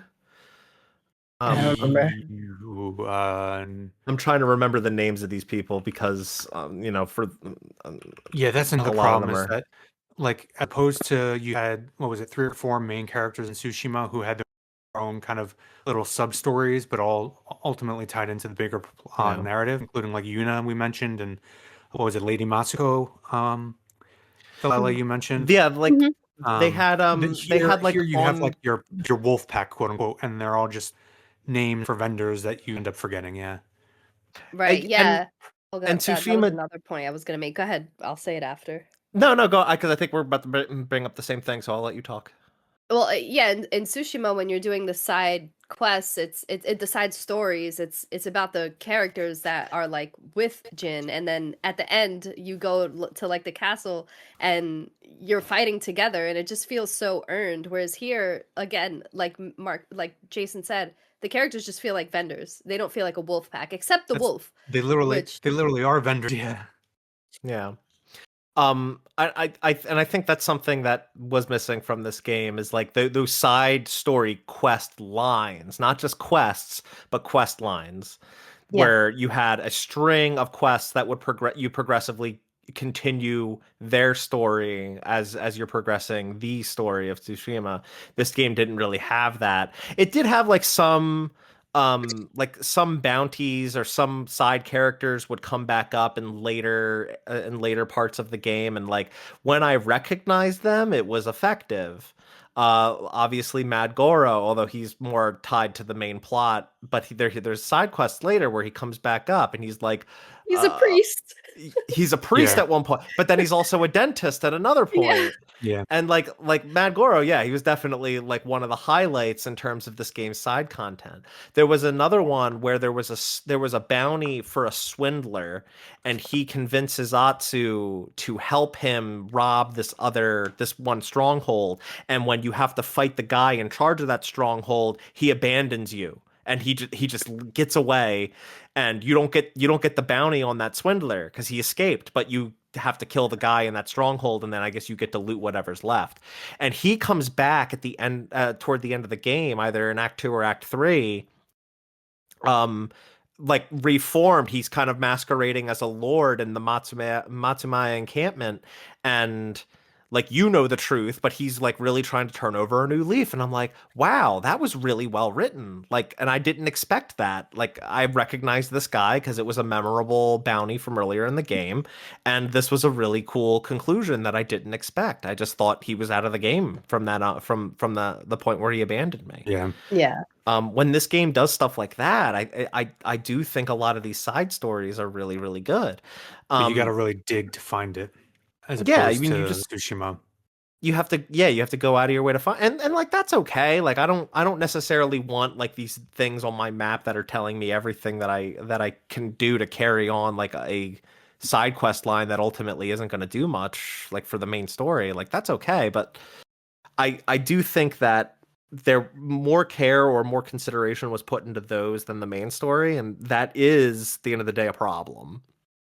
Yeah, it's Actually, another reason why I said this game feels like it was rushed, because when you think about it, the what would have been like the Jubei and Oyuke side quests that tied into the main story was the main story. Oni doesn't right. really get any development as a character. It's finding out that Jubei is alive and reconciling with him and building the foundation of a relationship with him growing up. Same with Oyuki. It's not about the new Kitsune. You don't really learn all that much about him. You don't interact with him that much. I mean, you learn like his background secondhand, but you barely interact with him as a character. It's really about discovering the story, the background, what happened with the original Kitsune. Um, it feels like rather than try to develop out all these characters and give them separate side quests running parallel to the main story, they didn't have time, so they just mashed it all together. And Yeah, those characters are just part of the main quest. it felt half baked how they treated the characters, but I actually only found very few side quests to be interesting. The rest of them were just like an excuse to fight, which I didn't mind because I really like the combat in this game. Yeah. But from a storytelling perspective, the side quests just felt like bland. I mean, With the exception of a very few of them, like the one you mentioned, Mark, and then there's another one with a character that like keeps trying to, I think, fight you, and he's trying to train, and then eventually you see him die. I forget what the character's name is. Maybe I wrote it down, I but don't I was remember like, either. oh man, like I really like that guy. Like he kept trying to like battle me, but he kept losing, but he really like there's a had few funny interactions with like that, like the one guy who you're accidentally at a place, he's supposed to meet another guy for a duel, and he thinks he's supposed to duel you. Like I found that pretty fun. There are a lot of like small on the road interactions you come across like that. Manjiro, that's who it was. Yeah. He kept like trying to fight you, and then eventually he like dies. Yeah. And which was like really sad. I was like, oh no, Manjiro, my guy, you were training to like be this But badass. see, part of the reason that stuff is I found so interesting, like the things you're pointing about, Delilah, Mark, and just random encounters you have on the road, is that they feel more like a classic things from a scene from a classic samurai film than the actual main story does. Yeah, exactly. There was also oh, sorry, go ahead. No, go ahead. There was also a quest where I can't remember what it's called, but like the house was burned down, and if you go back to that house later, you see the house burned down, and then like the two bodies. I think it was like a girl that like died with her partner who was like already dead. She just was like, I'm just gonna stay here. Yeah. With him, and then you go back and you actually see the two dead bodies laying together, and the house is like burnt to a crisp. So I like when like the consistency of the environment is there even when you finish the side quest like hours ago. Like it makes the world feel alive. It does, yeah. Like it's like things are actually happening, and the conclusion of them is there. I think like overall, Delilah, you're not wrong. It's like disproportionate in that like there's a lot of side quests. They're not all good, right? Like I would say a small fraction of them are good, but the ones that are good are really, really good in my opinion. Yeah. Like the fact that I'm sitting here and I can recall some of the stories, it says that like yeah, they were really well written and they were memorable, and I'm happy that I experienced them. It's not the same for all of them, if definitely not even most of them, right? A lot of them were just kind of there to, I don't know, give you a reward. Dude, That's the mission where the side quest where the guy had a bear friend, and the bear loved him so much that he wound up killing a little girl that he thought was like endangering him, and then the guy had to then like leave the bear because he felt like if he stood in a relationship with the bear, that the bear would continue to kill people, and that was problematic. So he told you to like come watch the bear, and you didn't like actually have to go back to the bear, but I did because I was like, oh, this poor bear, like I want to make sure the bear's okay. And you go back and the bear's there, but it's all lonely and sad and crying that it can't be with like the person that it loved, essentially. I was like, damn, this had so much more weight than like the entire main story. I don't even know if I did that one. Oh my god, it was Man. so cool. That's so good. that Yeah, sounds interesting. That sounds good. It's funny. You can use the side quests and contrast the quality to just show the dissonance in this game. Take for example, like Hanbei or the Yari guy. Some of these, or the old guy in Teshia Ridge that you get I forget what it's called. The fucking hatchet and chain thing involved. Kurasigama. Kurasigama. Yeah. Yeah, where he has his grandson that he has to ultimately track down and kill. Yeah. Like, you have stories like that. Contrast that with the guy that you get the pistol from towards the end, and his story is like, oh man, I really shouldn't have sold the pistol to the bad guy. guys. I didn't think they would kill anybody, but they Yeah. betrayed me. I'll never sell pistols to the bad guys again, and that's it. That's literally the story for that sensei. Like I said, they're not all winners, man. No, Yeah, most of that's the them point I'm aren't making, winners. is that you can just take like 2 sensei stories and Yeah. contrast them. Yeah. Yeah.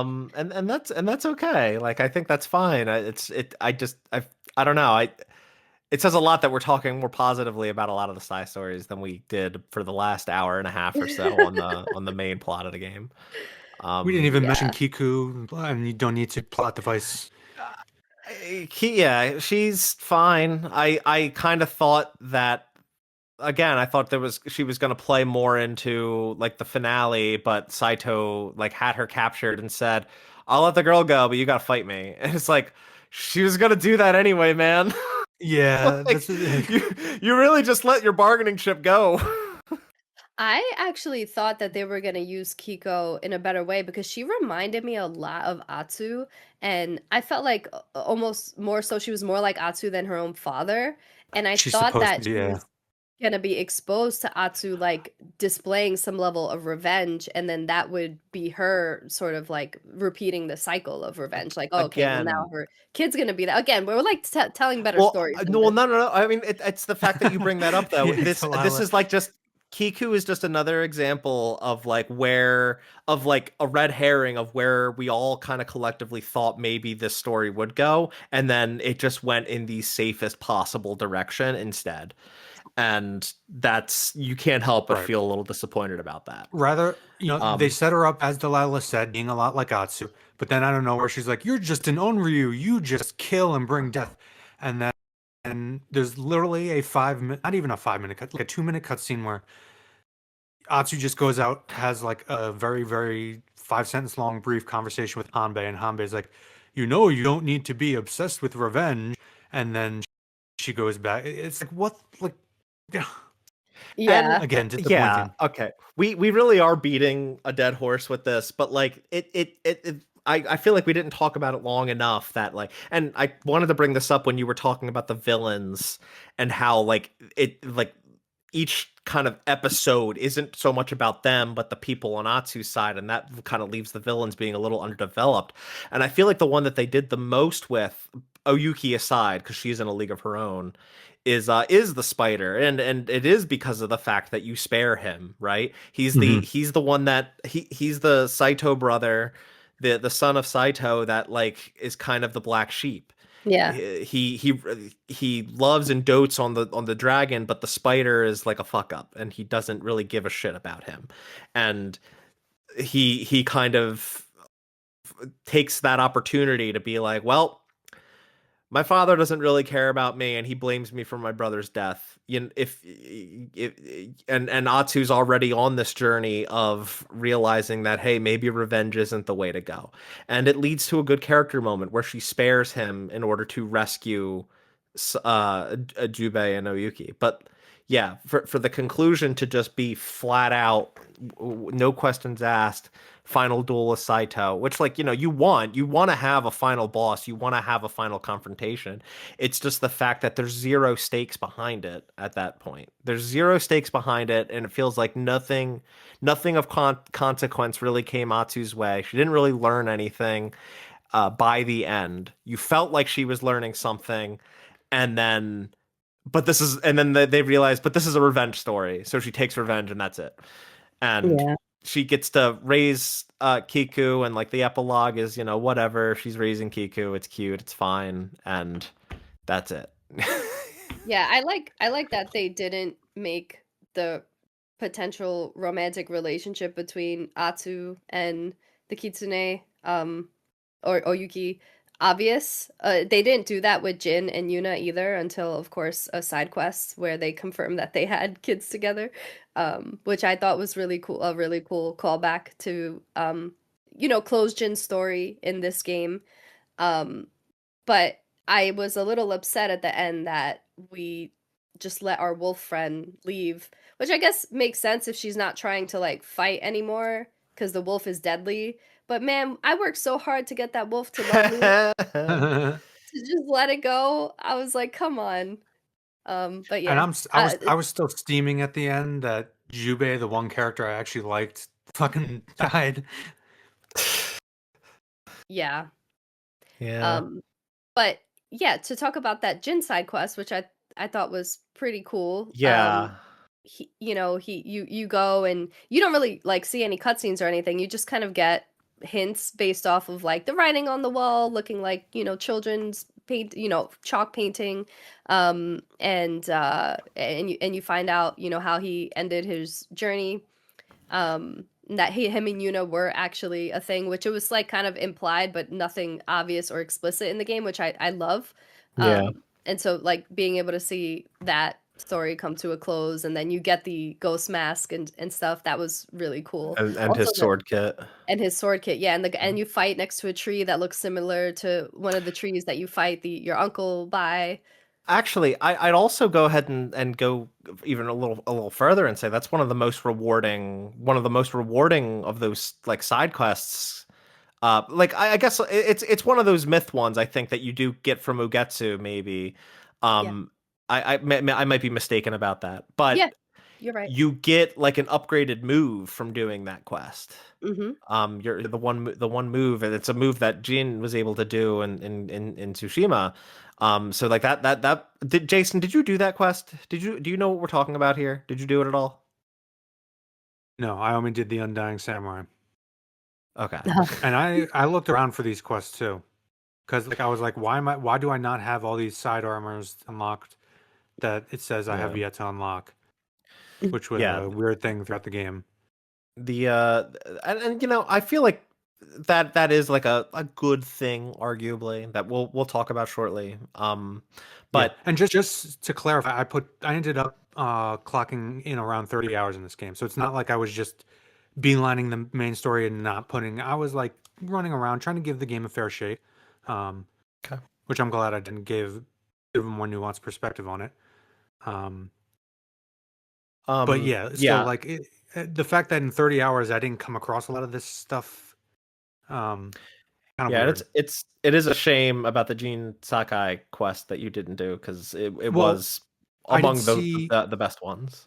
While I didn't do, I knew that there was a quest somewhere for Jin. It was like on the internet. There are notes and Mhm. stuff about him in the main story that you come across about a family of shinobi descended from him and a legend of a single shinobi that Mm, turned around the Mongols at Tsushima Island. You do come across side material in the main okay. quest. Okay. Yeah. Um. Yeah, I mean, I guess let's talk a little more about unless there's any other narrative story things we wanna bring up or talk about. No, I'm good to move we've on all to really beat a gameplay. dead horse. Yeah, I mean, what you were saying about like you looked around and didn't find all these things we're talking about. Like I think the exploration in this game is I feel similarly about it as I did with Ghost of Tsushima, where I feel like for open world games, I don't really care for open world games. I don't think these games need or should be open world. Yeah, same with Tsushima. I mean, yeah, I don't know how they would do it differently, but at the same time, like this as far as open world games go, Tsushima and this one by extension, like are ones that I actually kind of like, Yeah, because I feel like they're more compact and they respect your time a little better, and there is that discoverability, but there's also plenty of ways to um find things with some guidance, with some help, assistance, whatever you want to call it, between the wind, between like using your spyglass and just looking out in the horizon and identifying things in the distance. You can go check them out. The map guy that sells you pieces of maps that let you put them on your map, like you give him some I money and hated you can that. find a thing. I mean, you didn't have to do it, but it was kind of helpful if you wanted to do it, you know? No, I no, feel I like I mean, didn't like, come I across hated the fact that you had to put the map on the Oh, thing, like, you had to line it up in order to and it unlock it. didn't I was match like, up "Come on." necessarily with what was. Yeah, I feel like I thought it was I thought it was fine. probably the reason that I didn't come across some of these quests that you guys did, is probably because I was focused more on like the progression collectibles, tackling strongholds, things that got you reflection points to earn for skills to actually build up your character. The pools to build your health pool, which is ultimately fucking useless. We'll get more to in gameplay, but Yeah, there's I agree with your take, Mark. I would prefer if it was an open world, but like for an open world game, I generally enjoyed it. Yeah, for open world, there's like a range, right? There's Ubisoft checkmark open world, and then there's Breath of the Wild, Elden Ring open world, where there's just like so much freedom. Yes. And I feel like Ghosts of Yōtei is like somewhere in the middle, which I kind of appreciate because sometimes I do like a good checkmark open world game. There's too many of them, which is why I'm like sick of them, but I think like they are comfort food in time. Like I don't want to play another one for like maybe 3 years, but I would like a good one, every 3 years or so. And I feel like Ghost of Yotei has that balance very nice. And the way I played the game was I let the world guide me. Like if I saw a bird, I would go. If I saw a fox, I would go. If I saw an NPC that needed help, I would stop and I would go. And I was always constantly interacting with the world as it wanted to interact with me. I didn't ignore anything. And I felt like with that, by the end of the game, I didn't have to clean up much at all, which I really liked. However, I do feel like it didn't fully respect my time because there were just so many missions and quests that just felt bland.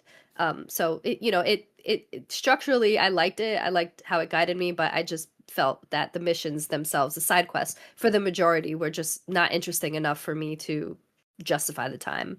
I mean, I think the biggest problem, personally, and this is a very me complaint. So, and I'm sure you guys are gonna agree once I say it.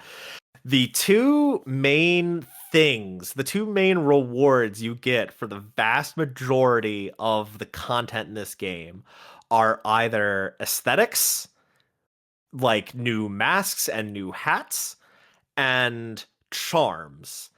And one of them is like there is an overabundance of options that I don't really care about because I don't want to really put on some wacky different colored mask or some goofy hat while I'm doing story beats about this revenge quest. I just stuck mostly to a straw hat and like when I got it, the Onryo mask. That's mostly what I stuck to. And like occasionally I like tied things in with my armor kits, right? If I upgraded an armor kit and got like a mask to go with it or a hat to go with it, like I would wear that stuff and I try to do that. But I mostly stuck to also this is also a very me thing. This game, I don't remember if Tsushima had this, but this game had presets and I love when a game has presets. We complained about actually Tsushima not having loadouts, so they fixed that. This had loadouts, this had presets, and you best believe some hooting and hollering was going on over here. I was like, hell yeah, I'm gonna put on my range preset, my stealth preset, my Unreal preset. We got all the presets going, and I could just switch them on the fly. This is great. This is my kind of shit. So you best believe I did that. But I wish they didn't limit us to 5 though. I needed a little bit more than 5, but yeah, I could have used at least one more. Yeah, I agree. But the other thing, besides the aesthetic choices, besides the masks and hats that like ultimately did nothing, is the dozens and dozens and dozens and dozens of minor charms that do very little to change the gameplay experience. And they're just in this very linear, like top-down list that you have to scroll through. And like there's some filters that basically just filter them into like, this is a stealth. These are all your stealth charms. These are all your ranged charms. And it's like, ultimately, they're not doing a lot to change how I'm playing the game. Why are there so fucking many of them? I basically just equipped all the ones that increase stagger or damage for each one for each weapon. And once I had all my slots open and filled them with each weapon's respective charm to increase its like damage, didn't touch it the rest of the game. Didn't interact with that system at all. Didn't bother even looking for charms. And like the problem, the other thing is they had the solution right there. They had charms that were upgradable. And it's like, okay, you have the solution. Fewer charms, but they can be upgraded. Like, just do that. Just do that. Have a set of like maybe 20 to 30 charms you can obtain. And like even that number sounds big, but my God, there's so many charms in this game. And I didn't use the majority of them. They there's just too many. Yeah. And so many of them are just fucking useless. Yep. it's not even that they're useless. It's that their uses are either so niche or they are so Yeah, minuscule and changing the experience that like you're it's never kind gonna of like choose. I'm thinking is it the mercenary tire, the one that specifically enhances like how how much spirit you get from drinking sake. But drinking sake Mhm. is so it's not that it rarely happens. It's just there's really a time where it's safe to do it because of the animation lock and all that. I You won't have get into that in to combat. you have to find a good opportunity. I did Yeah, start drinking sake more often in the latter half of the game for so sure. did I. You kind of have to, and we'll get to that when we get to combat. But the point I was trying to make is that the benefits of that attire are kind of lost because of how rarely you're doing it most of the game, as opposed to like say the undying armor, which every time you stagger, get health back, increases stagger chance, etc., etc. Like it's so integral to the gameplay system, you know. Mhm. Yeah. Yeah. Because we're kind of talking a little bit about armor. Like first of all, the side quests to get the armor, like those were also some of the best side quests. Mhm. Yeah, I Because mentioned they the told a undying really compelling samurai. Yeah, story. Yeah, the Undying Samurai, but also like the Crimson Kimono. Like Mhm. they had yeah, you interacting with the world and like maybe even solving like puzzles and like really just like doing more interesting things. And that's ultimately why I felt like a lot of the side quests were some of the best parts of this game because they had you doing interesting things. Some of them might have you solving a puzzle, or some of them have you doing just something different, something a little different, and that was always really cool to me. Um, there, there's the one armor, I forget how you get it. It's the Ainu armor that you can get, um, that helps you find like things. Oh. Like wearing it will make golden birds like lead you to other like more things than they typically lead you to, and like if you're within like a certain distance of like an altar of reflection, your controller will start buzzing that armor. Mhm. And the way you upgrade that armor is by finding Ainu items in the world. And mm, that's like one of but that and the Onryo armor I think are like the only two pieces of armor or sets of armor that are upgraded in a different way than just going to the armor and paying a bunch of money and giving a bunch of yeah, things. Mhm. Which I think like this game needed more of that too. Like yeah. The progression for these things that are actually useful should not just be how much money and resources I have, especially when if you're doing all the content, you are never short on those things. not The only only thing you that, might be short on is money. yeah, and not only that, but it's all one button. You're just pressing fucking R2 so fucking much. Like, just please auto pick up for all this shit. Like, why? Why not? Like, if you're running over all this shit, just have it all come to you and you I pick it up. I I wouldn't be surprised if that's like an option in the accessibility settings or something. Because I think I don't know, The maybe. Last of Us has that buried in the accessibility settings to just auto pick up things. Yeah, the piling of so many functions on one button is a problem generally in this game, but God, hit R2 so many times in this game. I played most of when I was like cleaning up the side stuff. I played it on Watanabe mode, which was really really cool. It's that like samurai Champloo type mode. It has like Yeah, no you're an fighting. anime nerd. We get it, Delilah. You like Cowboy Bebop, we know.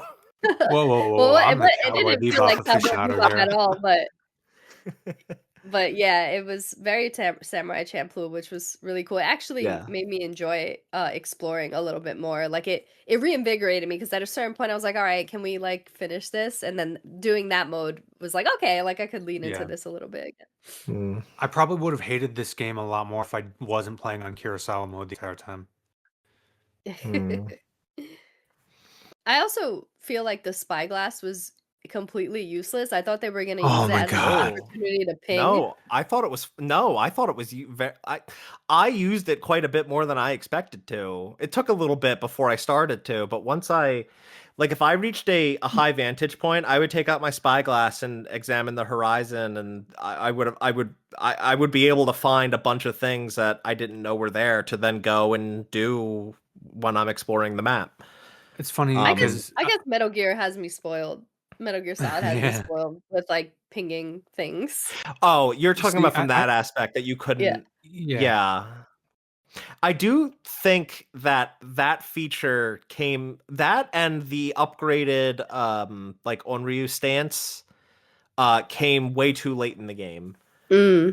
Which is Mhm. like, yeah, you get Ghost Stance and Ghost of Tsushima like midway through Act 2, but like Act 2 and Act 3 are much longer in that game than they are in this one.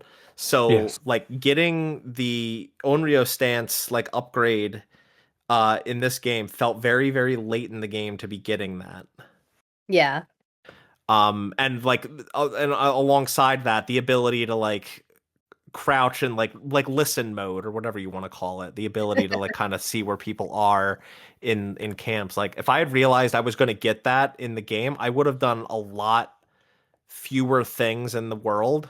Like I would have maybe held off on doing some of the encampments until I unlocked that, because that would Hmm. have made them so much easier to do stealth and stuff.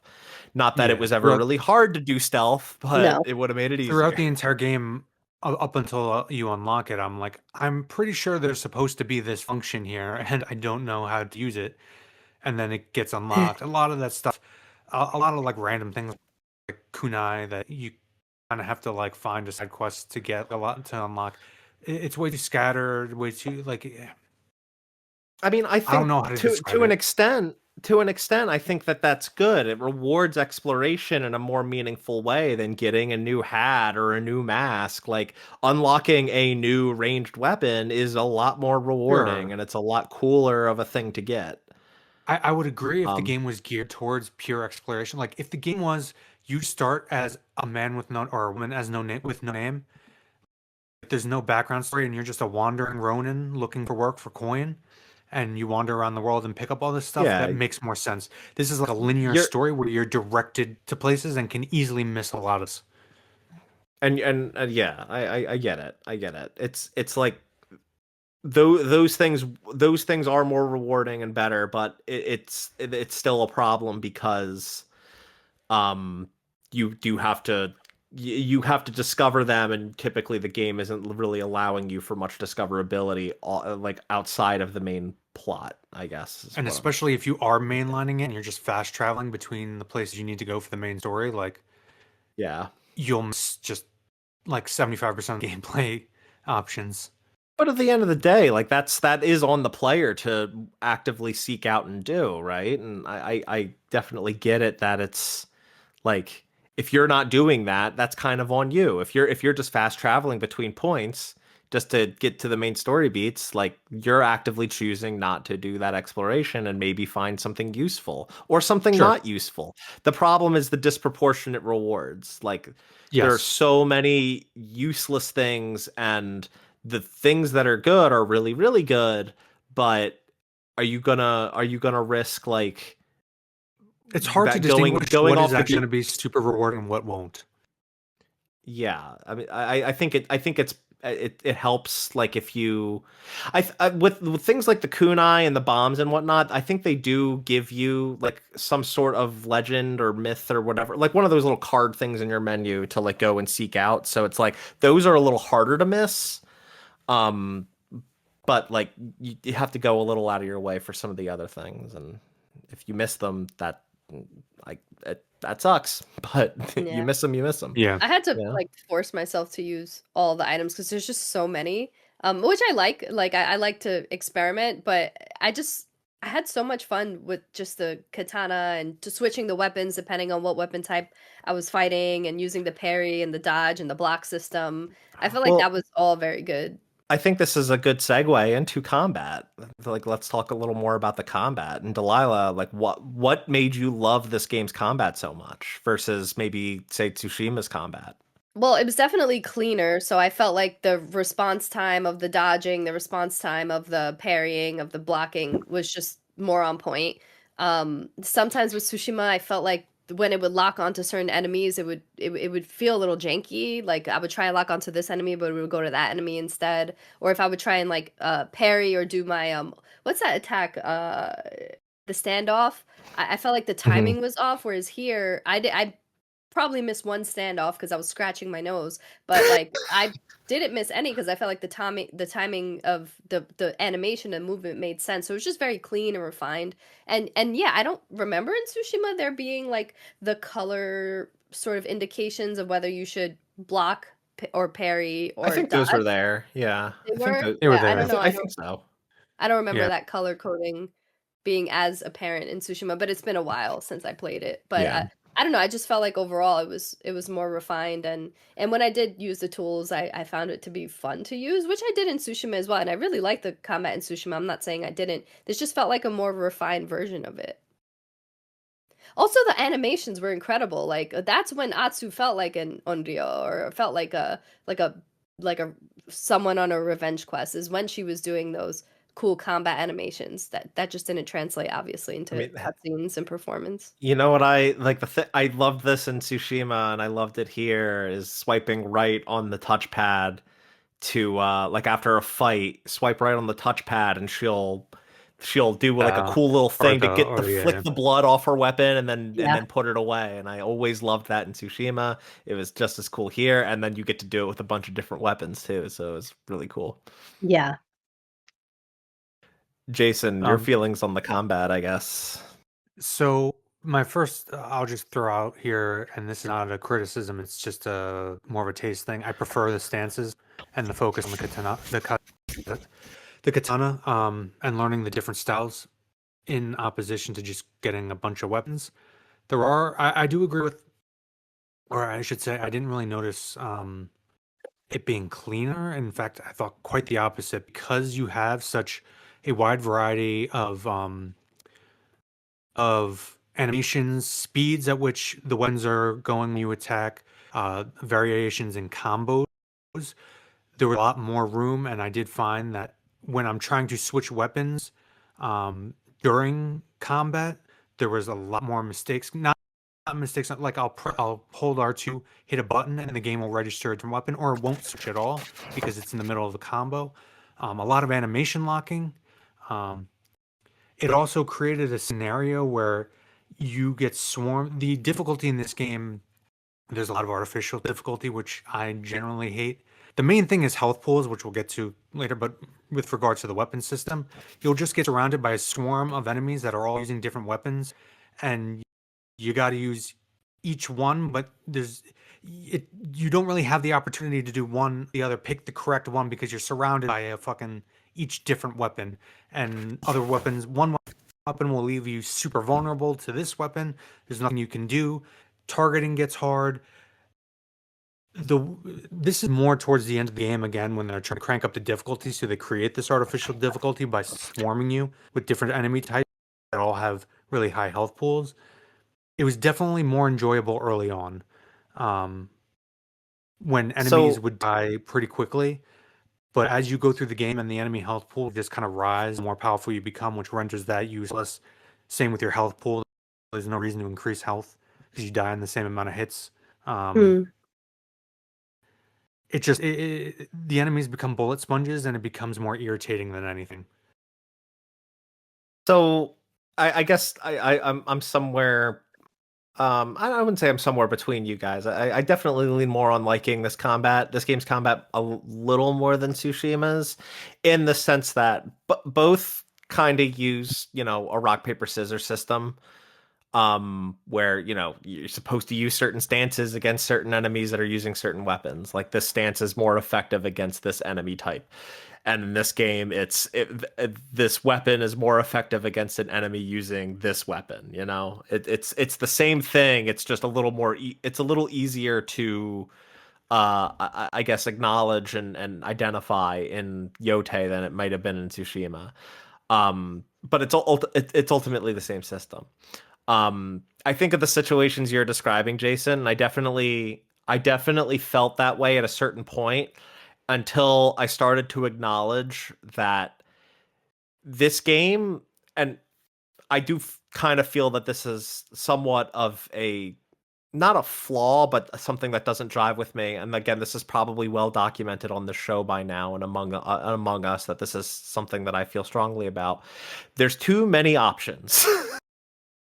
I have so Yes. many combat options. I have kunai, I have bombs, I have bows, I have two Yeah. different kinds of bows, I have It's three choice different paralysis. types of choice paralysis. I have too many different, or I have three different arrows for each of my bows. I have two guns I can use, and they both have two different bullet types I can use. And there's kunai, Elemental. and there's smoke bombs, and there's this, and there's that, and there's this, and there's just so many things you can do. And eventually, I realized that I wasn't touching any of that stuff, and I was running into situations where I was getting surrounded by three different enemies that all had three different weapons, and it's like, well, I can't pick a weapon that's effective against all of them, but I can drop one of these smoke bombs that will distract them, and I can maybe take one or two of them out very quickly, and then I just have to deal with the third one. It's But like it that doesn't take kind. them out towards the end. It only does critical hits instead of assassination. Well, okay, this might be a case of Jason, you not getting the upgrade that made critical hits actually become kills. I felt very overpowered for most of the game because I was going around and doing Yeah. like everything. So by the time late in the game where that situation would happen, it wouldn't be a critical strike, it would be a kill. Um but that's not the average player experience probably. Your experience is more Regardless. closer to the average experience. Yeah, regardless of whether my experience was average, it's just bad game design. It's lazy. Well, It's bullet sponge enemies I don't know that for all it's intents and not purposes. bad game design. I just feel like it's just typical AAA game design, I feel. It's not bad. It's too all-encompassing. It's too we got to grab a little bit of everything. As much wide an audience as we can with how we're designing this game's combat. I do feel like the whole reason I brought that story up is just the fact that like getting in a situation like that where I can only have one weapon and there's three different enemy types that I have to fight. It's like that made me kind of acknowledge that okay, some like these aren't necessarily just options I can ignore. I like it kind of forced me to engage with some of the combat options that I otherwise might not have used very much, which at the very least that level of choice is significantly lower than like having 80 90 100 charms that I can sort through that barely change the experience. Like using a different tool does change the experience and in a good way or in a necessary way to get through the rest of the game. So that's Sure. yeah, I still think there's too many options necessarily. I feel like they don't need to have that many options in a typical gameplay, especially when like your sword play is already so fun. Most people are gonna want to just do that. Uses swords, yes. Especially Yeah. the Miyamoto style, or Musashi, I should say, style dual wielding. I guess I just want to clarify when I'm talking about bad game design, I'm not talking about the weapon system, as Mark's saying, having to choose the rock paper scissors, because that's the same as it was in Tsushima. And maybe it was like this in Tsushima, and I just don't remember it. It's the bullet spongy nature of enemies as you progress. And See, like you end up like take for example one of the spear enemies approaches you, you switch to dual wielding, and you're just fucking wailing on triangle over and over and over. Stagger, do a bunch of damage. Stagger, do a bunch of damage on one enemy. And meanwhile, you're supposed to be dealing with 5 other enemies surrounding you, if not more. At times, it's like 10, 12. So it can just get really stale towards the end as they just keep. well, That's why I emphasize bullet spongy enemies, because like contrast that with something like you mentioned Elden Ring earlier. Any FromSoft game where even the most difficult enemies can be potentially taken down in very few hits if you know what you're doing.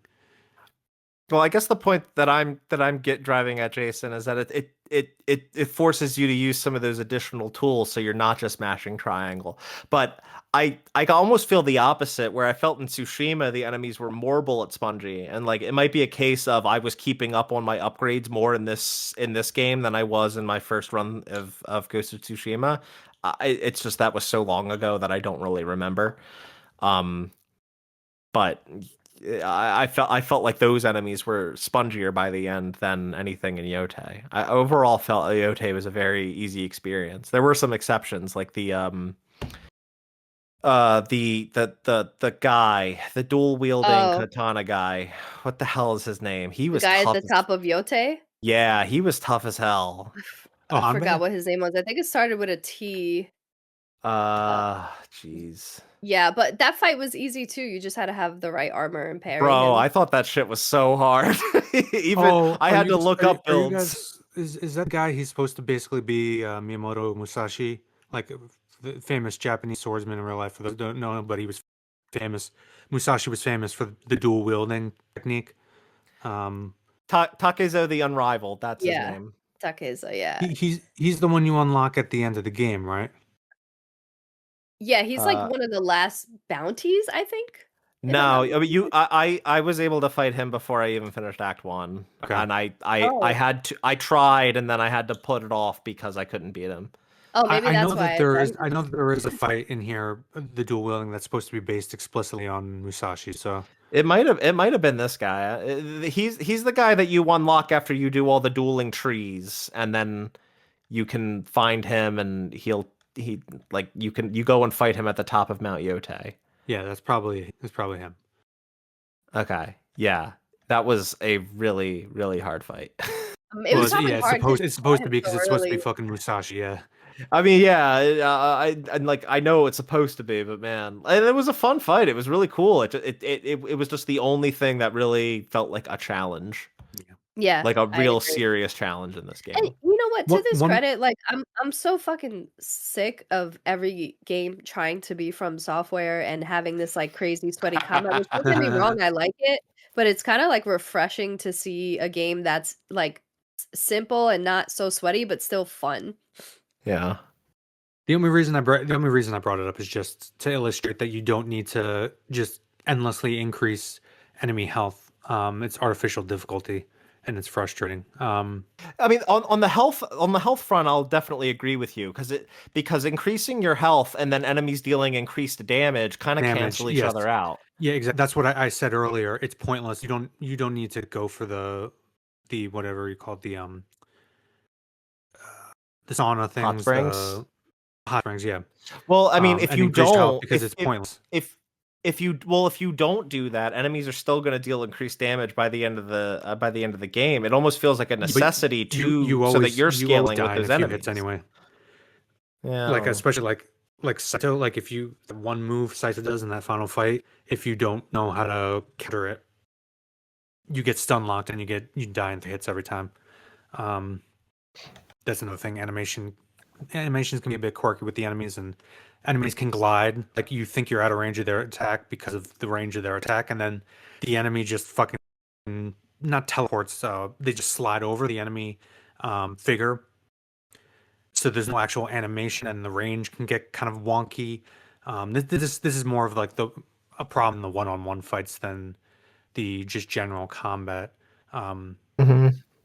and enemies can cancel out of the animations. You can't. They get iframes. You don't. It can get a little weird and frustrating. But I mean, it's not overly difficult. I'm really picking at things that didn't occur too often, and were more of a problem things I focused on towards the end when they became more relevant. For most of it, the combat was fine. I enjoyed it for what it was.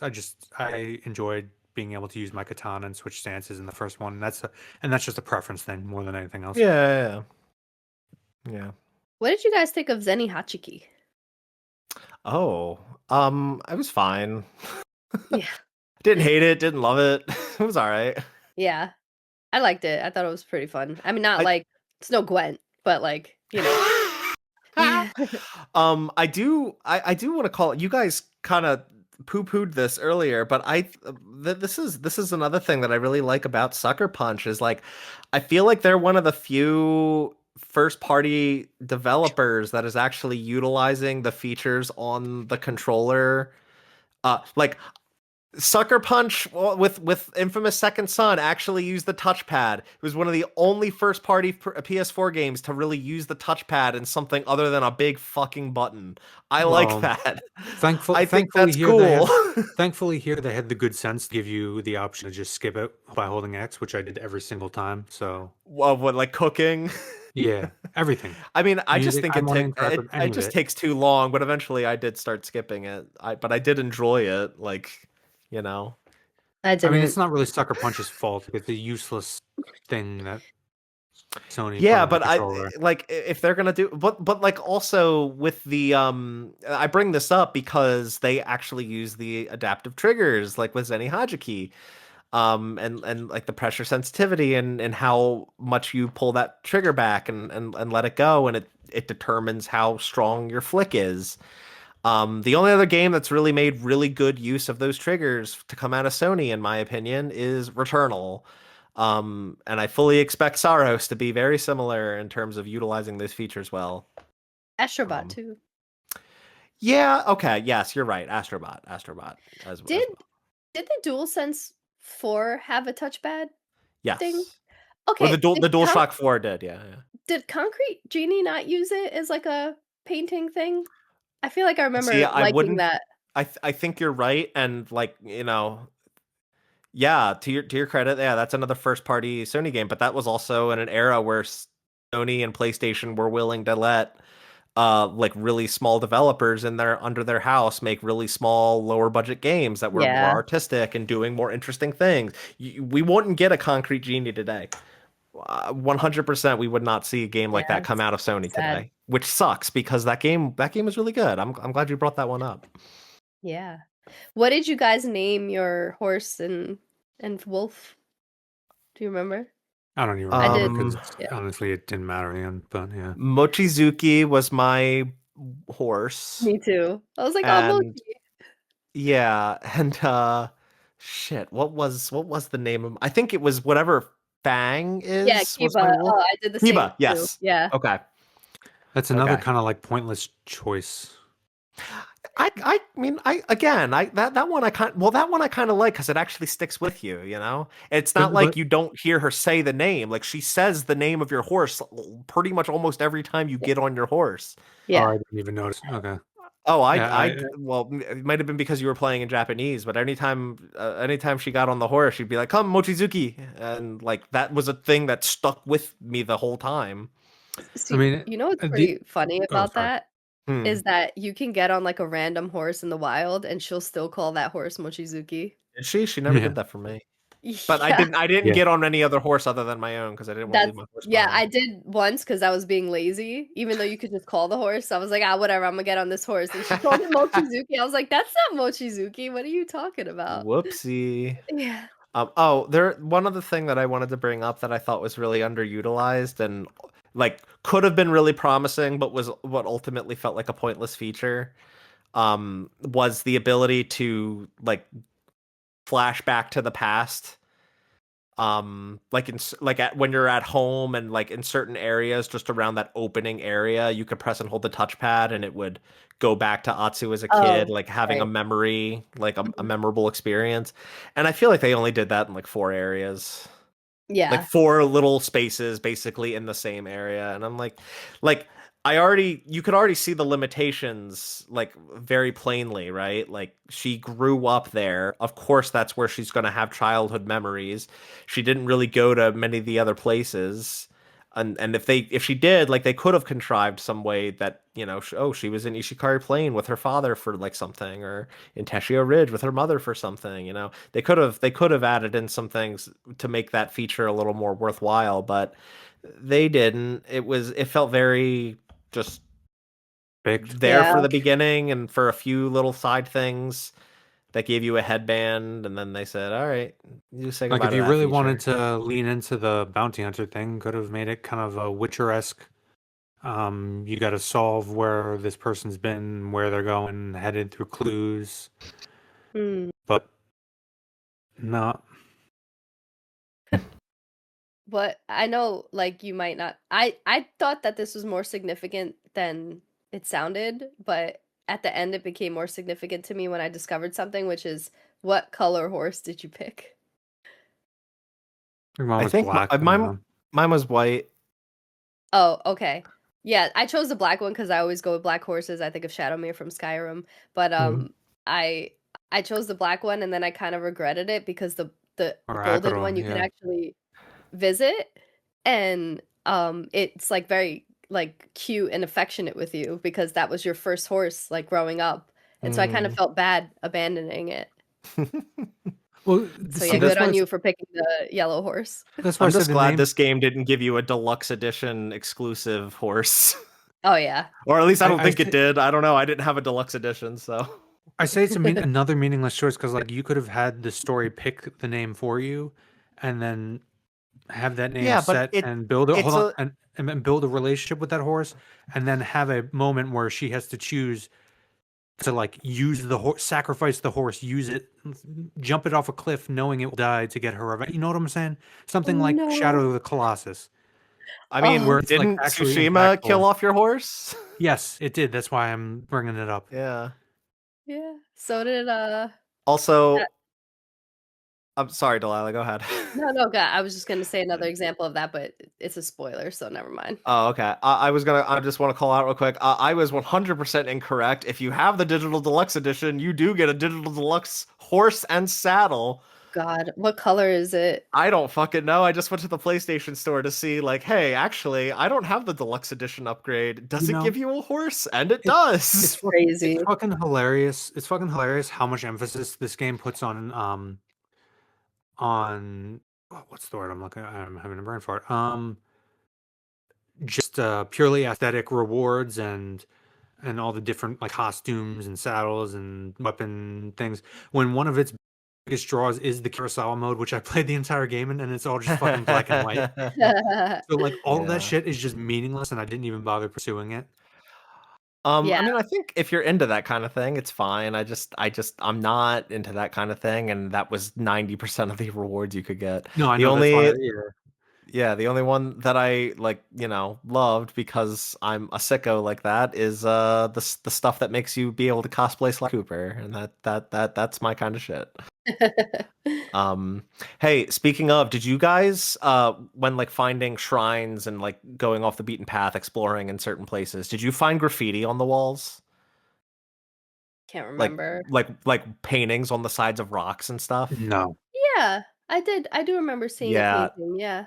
those were all like references to past Sucker Punch games. Oh, that's So like cool. there's one of like a guy wearing like a purple kind of like gi getup and is riding kind of like a unicycle, and that's a Rocket Robot on Wheels reference.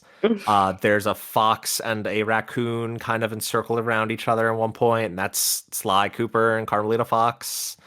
Cool. There's a frog wearing like what looks kind of like a top hat. That's Raleigh from Sly Cooper 1.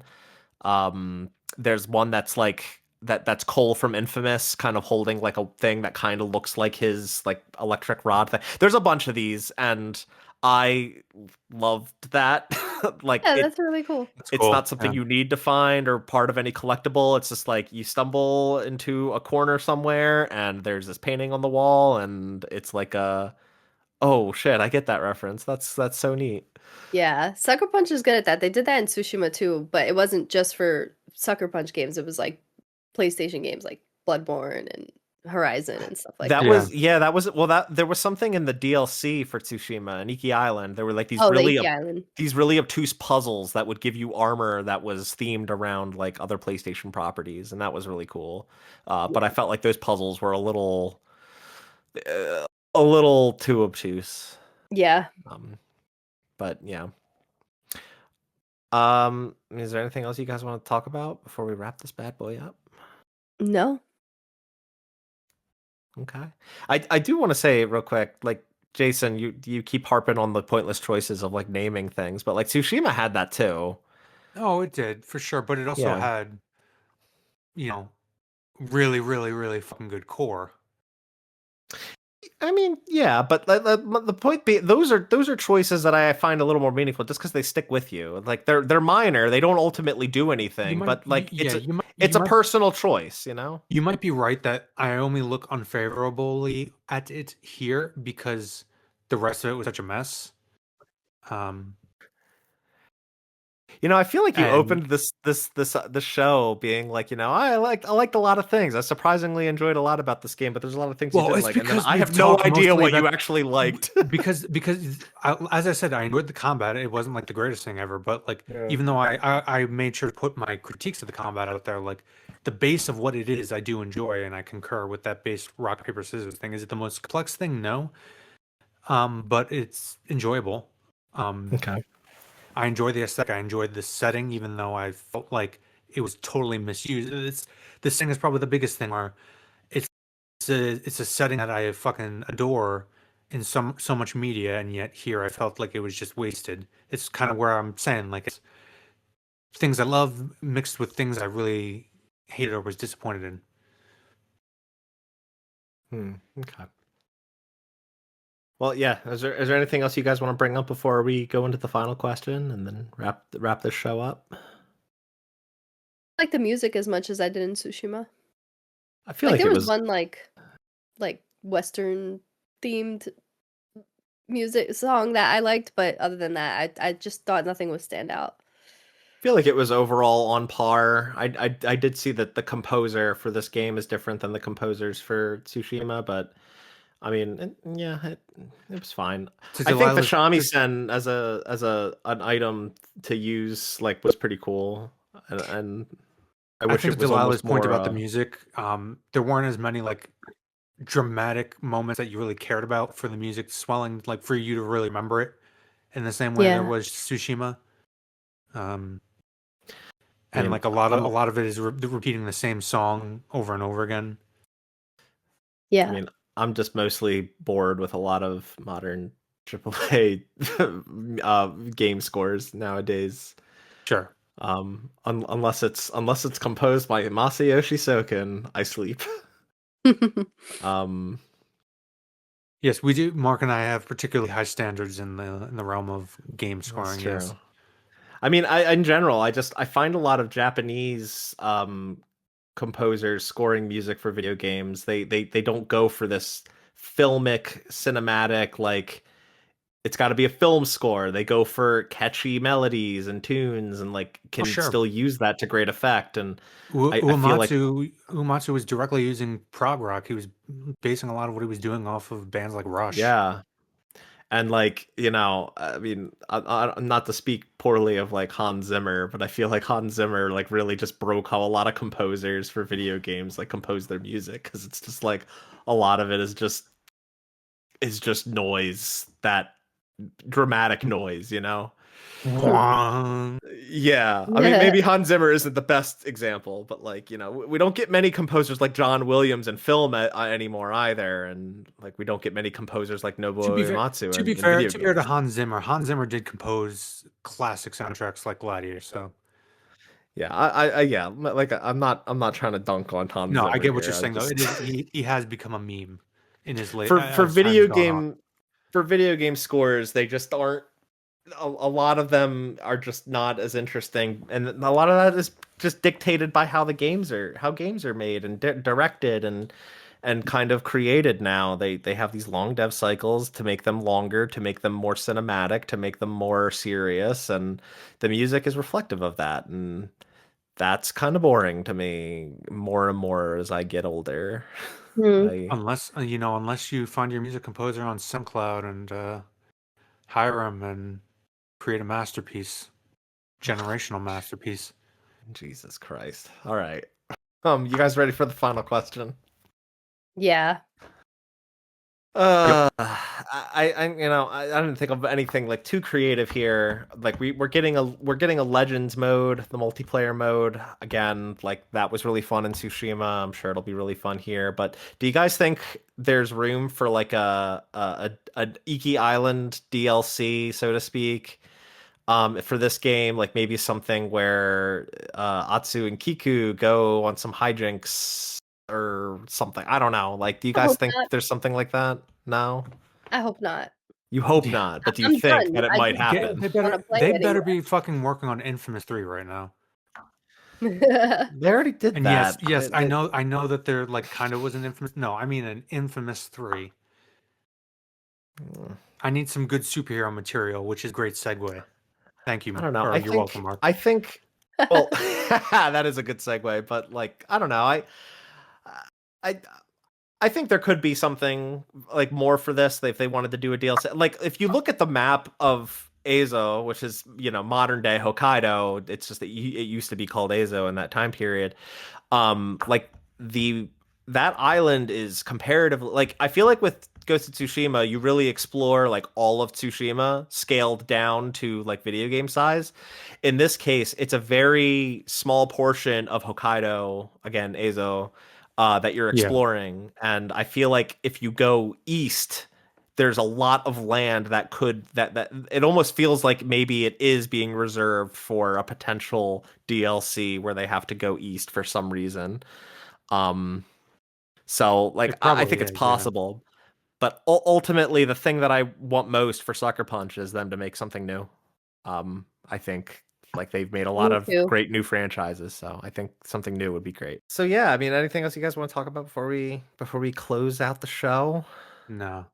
I mean, I hope people like. I know I always sound negative in all these things, but I mean what I said when I want to emphasize disappointing. This isn't like a terrible game. As much as a lot of internet chatter that isn't as nuanced and hasn't given it a much time. I do agree that a lot of those criticisms are legitimate, but they only scratch surfaces and don't delve deep enough. There's a lot of nuance to it. I feel like I mean, dude, this is a good game that could have been great had been given more time. I feel like it's not even just you though, Jason. Like I don't know. I feel like every time we do a game like this, a AAA game, I am just like so pissy about it anymore. And I didn't used to be this way. I'm just Claire getting Obscure so Claire Obscure has taken the gloves off, man. I feel it for me no too. that wasn't even it for me. That might have been it for you. But like Oh, I've been this way I for was years cranky. now. No, I was cranky well before you were cranky. Like Claire Obscure is just like the KO punch out. Like fuck it, balls to the wall. You've been right all these years. Uh, I don't know. I don't even know anymore. I It's feel like just it also. Go ahead. Go ahead. no, Go it's ahead. just sad to see that games are just churning out to churn out. This definitely feels like a churn out, and it's sad because Ghost of Yes. Tsushima had so much heart and soul. And I guess I worry I've been worried about this for a while. I worry about the future of like it's weird to say I worry about the future of PlayStation, but like I said, I feel like a lot of their games are starting have been feeling more homogenized the past decade, and I feel like it just that becomes more and more apparent with every game that comes out, even the ones that I like or the things that I like about certain games. Like I still notice like this is really similar to another one from another studio under PlayStation, and those similarities are not the kinds of things that I like, and that just concerns me. Yeah, a lot of it Um, is also we have to keep in mind that there's a lot of cross pollination because you have a lot of quote unquote advisors coming in from certain studios to other studios, especially when they change genre from normal games that they usually make. So you have a lot of cross influences between shrinkage, between from with layoffs, between new people, from the people of the years gone by. but I don't even think that's the cause. I feel like it's more just them like leaning too far into what made Oh, sure, yeah, PlayStation the platform to own, the yeah, platform to come to. yeah, the marquee games, yeah. Right. And it's like, you know, it's I feel like the lack of that is largely what's made Xbox kind of, I mean, there's a lot of reasons why Xbox is falling apart, but that's definitely one of them, right? The lack of that kind of thing. But now Sony is kind of PlayStation as a whole is just like they're all the every studio under them that's still around because they've closed many over the past 5 6 years are starting to make games that feel too similar to one another, and as a result the dev times for all of those games are taking years and years and years, and now we're in a case where there's chatter about this is becoming like very off topic, and I apologize for that, but like the PS6 is supposedly just a few years away and no one's ready for it because it No, feels like this generation didn't even start. It still It feels was that just way fucking 5 years later, unnecessary. and it's like that sucks. Like this point in PS4's life cycle, I feel like we had so much more, so many more things to talk about, so many more things to play. Like we'll never, like we talked about it earlier with Concrete Genie. Delilah brought that up. You know what else? Know what other game we'll never get? We'll never get another Gravity Rush. Um, But we'll never again, get another. From leadership, there's no Shuhei Yoshida anymore. I mean, there is, but like everybody forgets his name because he's kind of irrelevant. Well, he's not at Not PlayStation irrelevant. anymore. No. I'm saying the guy who replaced everybody knew Shuhei Yoshida because he was kind of the tastemaker back then, Oh, I see. and his leadership and his decision on what games got I mean, funded and even what were pushed forward. The guy now just it seems like he just picks the same games over and over again now. well, I it's feel not like like that contributes. there's one person in charge, but there's definitely a difference between the Sean Layden and Shuhei Sean Yoshida Layden, that's run his name, yeah. PlayStation. Like Sean Layden and Shuhei Yoshida definitely ran a different house, and then we had oh god, Jim Ryan for years, and no one was really happy with him taking over the brand. And now he's gone, but we've also got now we've also got Herman Holst and whoever else is co-running it with Herman Holst. And like Herman Holst isn't necessarily bad. Um, I think they were kind of dealt a hand from Jim Ryan that's less ideal, and there's the emphasis with chasing trends, the emphasis with live service has definitely hurt a lot of PlayStation internally and caused a lot of studios that otherwise would be putting out lower budget but great games, uh, out of business, out of service. A lot like Japan studio being closed was such a mistake. Yeah. And this is like this has nothing to do with Ghost of Yōtei other than to say that Ghost of Yōtei is Is a product of that another environment. yes, but it's not even the worst offender, I feel, but it definitely is that. Like I do agree with that. Let's hope that Saros and Wolverine change things. Okay, if one Yeah, if there's honestly, I do trust Insomniac to pump out a good game. You know, Spider-Man 2 was good. I definitely enjoyed it more than Yōtei, I think. Oh, hands down. But like I do trust like Insomniac is like kind of the example that breaks the rules, right? They put out games on a much more consistent basis and they always have multiple in development. How they are able to do that and also reportedly not crunch is a fucking miracle. Mm-hmm.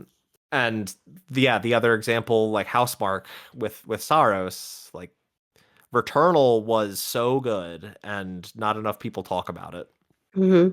And like Housemarque has not really missed in my experience, so I definitely trust that game to be different and to be good. I mean, it might be a little similar to Returnal, but at least Returnal doesn't there's nothing under the PlayStation umbrella like Returnal, so Mm-hmm. if they want to make the same game again but slightly different and slightly better, like that I'm okay with that as long as all other PlayStation games aren't starting to be like that, or if that's not starting to be like all of the PlayStation games. I guess that's kind of my point. If a studio has an identity, it's fine. If the whole platform has an identity, that's where I have a problem. Yeah. And just to tag on to the general malaise you're talking about, Mark, I have a feeling it's also because whether it's Yōtei, Ragnarok, Spider-Man 2, I think it's safe to say at best none of those sequels hit as hard as the first ones in terms of the quality of the story. And at worst, some of them were just downright bad, especially in comparison to the first ones. So there's a bit of sequelitis going on between all these games, including Yōtei, I feel. You know, I think I can actually like completely agree with that. Yeah. Yeah, I wouldn't say like I don't think that it's as bad as what Tsushima to Yōtei was. I still think the other sequels were a lot better in comparison, but I guess well, the in first one, comparison to their predecessor, or in comparison to like the Tsushima to Yōtei. I feel like from Tsushima to Yōtei was so much of a harder fall than any of the other Got games it. Oh, and their sure. sequels. Yes. And that Yes, I want to yeah, I think we can agree on that too, yeah. Yeah. It's just that there's such not to bring up the dev cycle again, but it's such a long wait between titles, and when you have a title that you really love like Tsushima or Spider-Man or God of War, and then the sequel is not as good as you were hoping, and you waited 5-6 years for it, and it happens again and again and again. Yeah, but at the very least, they announced it like just over a year before it came out, and that's one thing I can definitely appreciate. Like PlayStation is doing that more often, where like first party games are being announced closer to their release. Intergalactic and Wolverine Sure. notwithstanding. But like Saros, like that was revealed last year. That's coming out in a couple months. Like that's good. Do more of that, please. Yeah. Um, so all right, we ready to wrap this bad boy up? Yeah. Yeah. Jason, what's the Yes. Kwasnicki rating? Kwasnicki rating is with 5 being average, a 6. Solid 6 katana. Okay, there we go. There we go. Cool. Again, like it's not a terrible game, it's just disappointing. Yeah. Yeah. And I'm sorry, like Jason did set up like an amazing segue earlier about superheroes, and I totally Yeah, I want like an infamous because I was the I was the superhero. super villain. I was the super villain destroying your plan to thwart me. Delilah, what's our next game that we're talking about? Dispatch. Dispatch. Which I've seen a Starring lot about. It's apparently really popular. I know nothing about it. I'm going blind. I'm looking forward to it. It's Second best story this year. starring Jesse Pinkman. I'm excited. Yeah, bitch, Yeah. science. If you liked this episode, thank you so much. If you watched on YouTube, thank you. Please, like the episode, leave us a comment, tell us what you liked and what you didn't like about Ghost of Yōtei or about this episode. Make sure you subscribe to the channel and be sure to share it with your friends, your family, your pets, your kids, anyone that played Ghost of Yōtei. Maybe not your kids. Don't do that. They probably shouldn't be playing this game anyway. But yeah, share the show with anyone you think would enjoy it, anyone that's played Ghost of Yōtei. Or take a look at our back catalog of episodes. We have so many. This is our I have in the notes episode 71, but we've done so many more episodes than that. This is just the 71st video game thing that we've talked about that's not DLC, because I number things a little weirdly. I'm weird like that. Get over it. We've done so many episodes. Go back and listen, check out our back catalog and listen to something else that you played. If you listened on Apple Podcasts, thank you so much. Please make sure to rate and review the show. 5 stars preferred. Again, tell us what you liked. Tell us what you didn't like about the episode, about the game, about Actually, everything. I prefer 4.5 stars, but No. I want 5 stars. 5 stars preferred, buddy. Give me 5 stars. That's what I want. That's all I want in life is 5 stars in my Apple Podcast review. And yeah, be sure to share the show and check the back catalog. Yeah, that's all I got. Join us next time for Dispatch. And as always, thanks for listening. Goodbye. farewell, my friends. Good luck and good night.